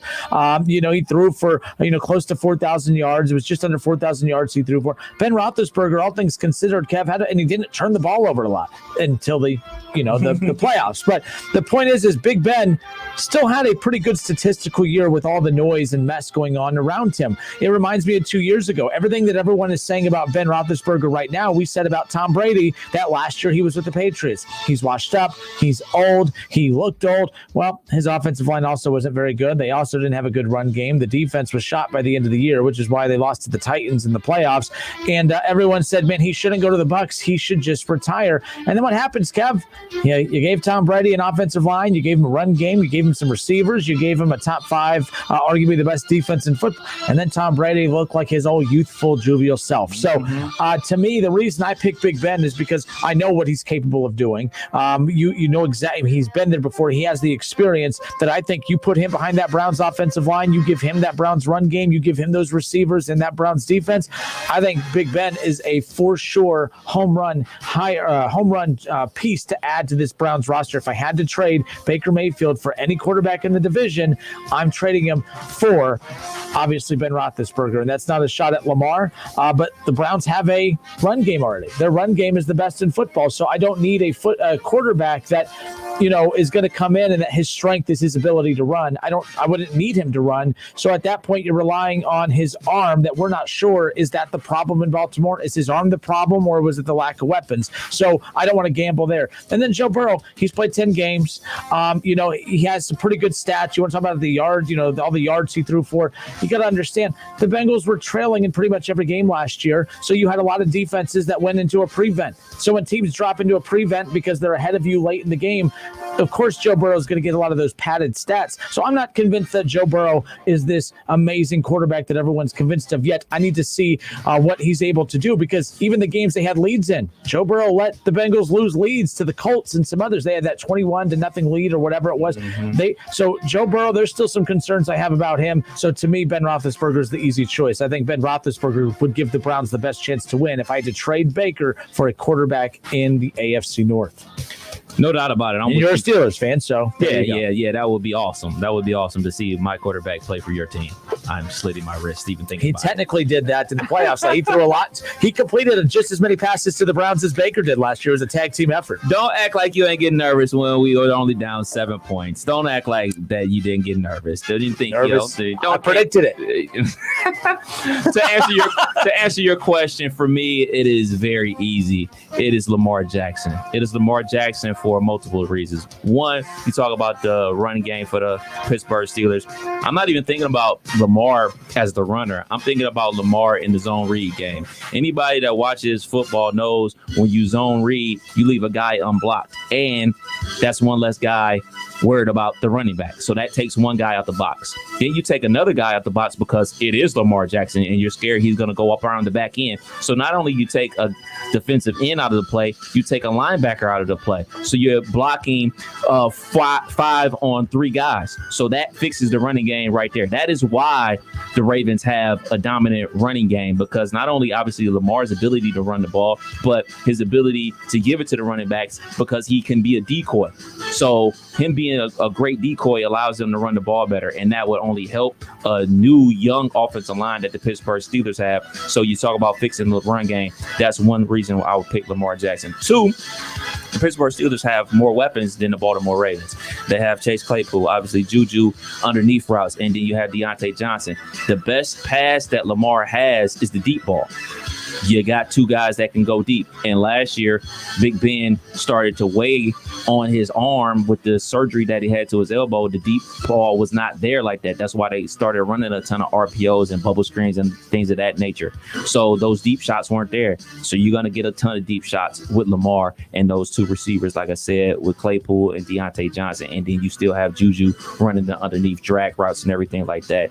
And another thing about Lamar, he's already played with a team with a dominant defense, with the Ravens. And the Pittsburgh Steelers also have a dominant defense. I think if you plug in Lamar Jackson for Ben Roethlisberger, I think they go to the Super Bowl. That's how elite that I think that he would make that offense with him added to it. It's a pipe dream, but it would be cool. Well, and again, this is just a little exercise. This will never happen. Hey, Lamar, what are you doing tonight? So, and by the way, every reason you just listed, so I gave my ideal landing spots for all the quarterbacks in the division if they had to swap teams within the division. Lamar to Pittsburgh made the most sense. They complement each other better than any other quarterback team combo in the division because Lamar's strength happens to be the Steelers' weakness, and the Steelers' strengths in that offense match Lamar's strength with his arm. You can question his arm, but you're right. So he has the weapons downfield to complement the plays he can make with his legs. And then, he has Najee Harris now, which I don't want to put the cart before the horse. Maybe that works. I mean, again, there's nothing wrong. I like that draft pick. It's supposed to work, but you don't know till you see it. It better. But the bottom line is that I think that makes the most sense as far as that goes. For Baltimore, I picked Joe Burrow to Baltimore. I just thought that they don't have receivers that are threats down the field, but that's not Joe Burrow's strength anyways. That's why all this talk about the Bengals need to get that deep threat weapon. Why? One of the weaknesses of Joe Burrow is his inability to throw the deep ball. So why are you going to get a deep threat that you're not going to be able to capitalize on because your quarterback can't throw the ball deep down the field anyways? So I think that I think the balance of J.K. Dobbins with a better offensive line with Sammy Watkins and some of the key guys they got in the draft, I thought that complemented Joe Burrow better in Baltimore. And then Baker Mayfield in Cincinnati, just because he's the one that's left. And I don't think Baker helps Cincinnati because that offensive line I don't trust. The run game, Joe Mixon's bipolar. I don't really know what you're going to get out of him on a game-by-game, week-by-week basis. And I didn't really have a good reason for why Baker would make sense in Cincinnati other than that's the last team standing. But I do believe that the Steelers and Lamar Jackson make a ton of sense. But I also think that is the supreme reason why I wanted the Pittsburgh Steelers to draft Jalen Hurts last year. Mm-hmm. And I like Big Ben in Cleveland because Cleveland's a win now roster and Big Ben has a win now basically body of work. I think he would make the most sense. So, I just think that it is what it is. David Shaw says, is Mixon bipolar because the line is atrocious? Look, he led the line was atrocious 2 years ago, and he led the AFC in rushing, or 2 or 3 years ago, whenever it was, but he did get paid. And I've given many examples of how when running backs get paid, all of a sudden they became less productive. You look at what happened with the Rams and Todd Gurley. You look at the Dallas Cowboys and Zeke Elliott, and now the Bengals with Joe Mixon. Now they'll tell you that, it's because the line was bad. Well, the line was bad 2 years ago, and he led the AFC in rushing. So I don't want to hear that. It's just he got paid. No need to play hard now. You got paid. And they were dumb enough to give him guaranteed money. So good for them as far as that goes. But you know what I mean about Joe Burrow in Baltimore? Joe Burrow, he's not a good deep ball thrower. So it's like they don't have the weapons for you to try that anyways. It would just be a good balanced offense. And people thought I was, by not taking Joe Burrow in Cleveland, that I was hating on him. No, I don't know who Joe Burrow is. He had a lot of stats, but he also didn't throw a lot of touchdowns. They lost a lot of one-possession games. That's a quarterback stat. I know we like to excuse him because he's a rookie, but he had padded yardage on his stats, Kev, because they were trailing in almost every game. So teams go to that prevent, and they're just trying to get the game over with. So of course his stats were padded by the end of the year. So Joe is still, we hope Joe is still athletic enough to run outside the pocket, because they ran a ton of QB draws with the Bengals last year and everything like that. So they could still run some of those zone read plays. Obviously it wouldn't be as explosive as Lamar, but you could still keep some of those elements to their game in there. Shaw wants, he says, Kev, would the Steelers run that offense? I know, strange question, but I feel they would rather pound with their running back. I'll let you answer. No, you a smart coach works their offense around their talent. Like that whole fit a square peg into a round hole. Like we've seen that for years and years and years. Like if you get a Lamar Jackson, you'll be a fool just to say, all right, man, we want you to turn into Tom Brady and Joe Montana today. You know, John Elway wasn't John Elway that we all know and love until much later in his career, where he was sitting in the pocket making throws and everything like that. There was a time where, you know, John Elway was out here basically running QB sweeps because he was good at it. He was using his legs. He was a super athletic dude. So if you out here handcuffing your quarterback saying, I don't want you doing these things, I want you to stand in the pocket and make throws, you're taking away from an element of your offense. And there was a time in Ben Roethlisberger's career where he did the same thing. He was running QB draws and things like that when he was young and could do it. They don't do that no more because he can't. You know, you work the offense around the talent that you got. You don't just say, hey, man, do what we tell you to do. No, you adapt to your players. Yeah, that's that college basketball approach sometimes where they don't, you know, run the offense. I want to run. Syracuse, you're going to play our zone defense, even if you don't. But again, you at least get to recruit to the guy, you know, you feel confident the guys you bring in to play that. So there's that. All right, good stuff. And again, that was our AFC North quarterback shuffle. We'll do that, you know, with a couple other divisions throughout the week as we go. So tomorrow the Reds play at 12:35. So we will be late, not really late, but we will be on immediately following the Reds game tomorrow. And the Reds dominated Pittsburgh last night. Hopefully they can keep that going. If they win tonight, they're above 500 for the first time in May in a few years. So that would be pretty dang cool if they're able to do that. Again, they're 3.5 back in the NL Central right now. They're playing some really good baseball. Again, they took 2 or 3 from the Dodgers, 2 or 3 from the Cubs, split with the White Sox, split with the Indians, and now right now dominated the Pirates last night in Game 1 and would like to continue their series winning ways as far as that goes. By the way, the Game 3 between the Reds and Indians on Sunday, they got postponed due to weather. Is postponed to August 9th, and that'll be a 6:35 first pitch time. Go Cleveland baseball team. Have a great night. We'll do this again tomorrow, except for you, Shaw. He says, I agree with you about something. I'm sure. I don't know if it was with you or me. It's probably you. But have a great night. We'll do this again tomorrow. Reds baseball coming up next. We are dating some of the Reds, 1410 ESPN Radio. Take care.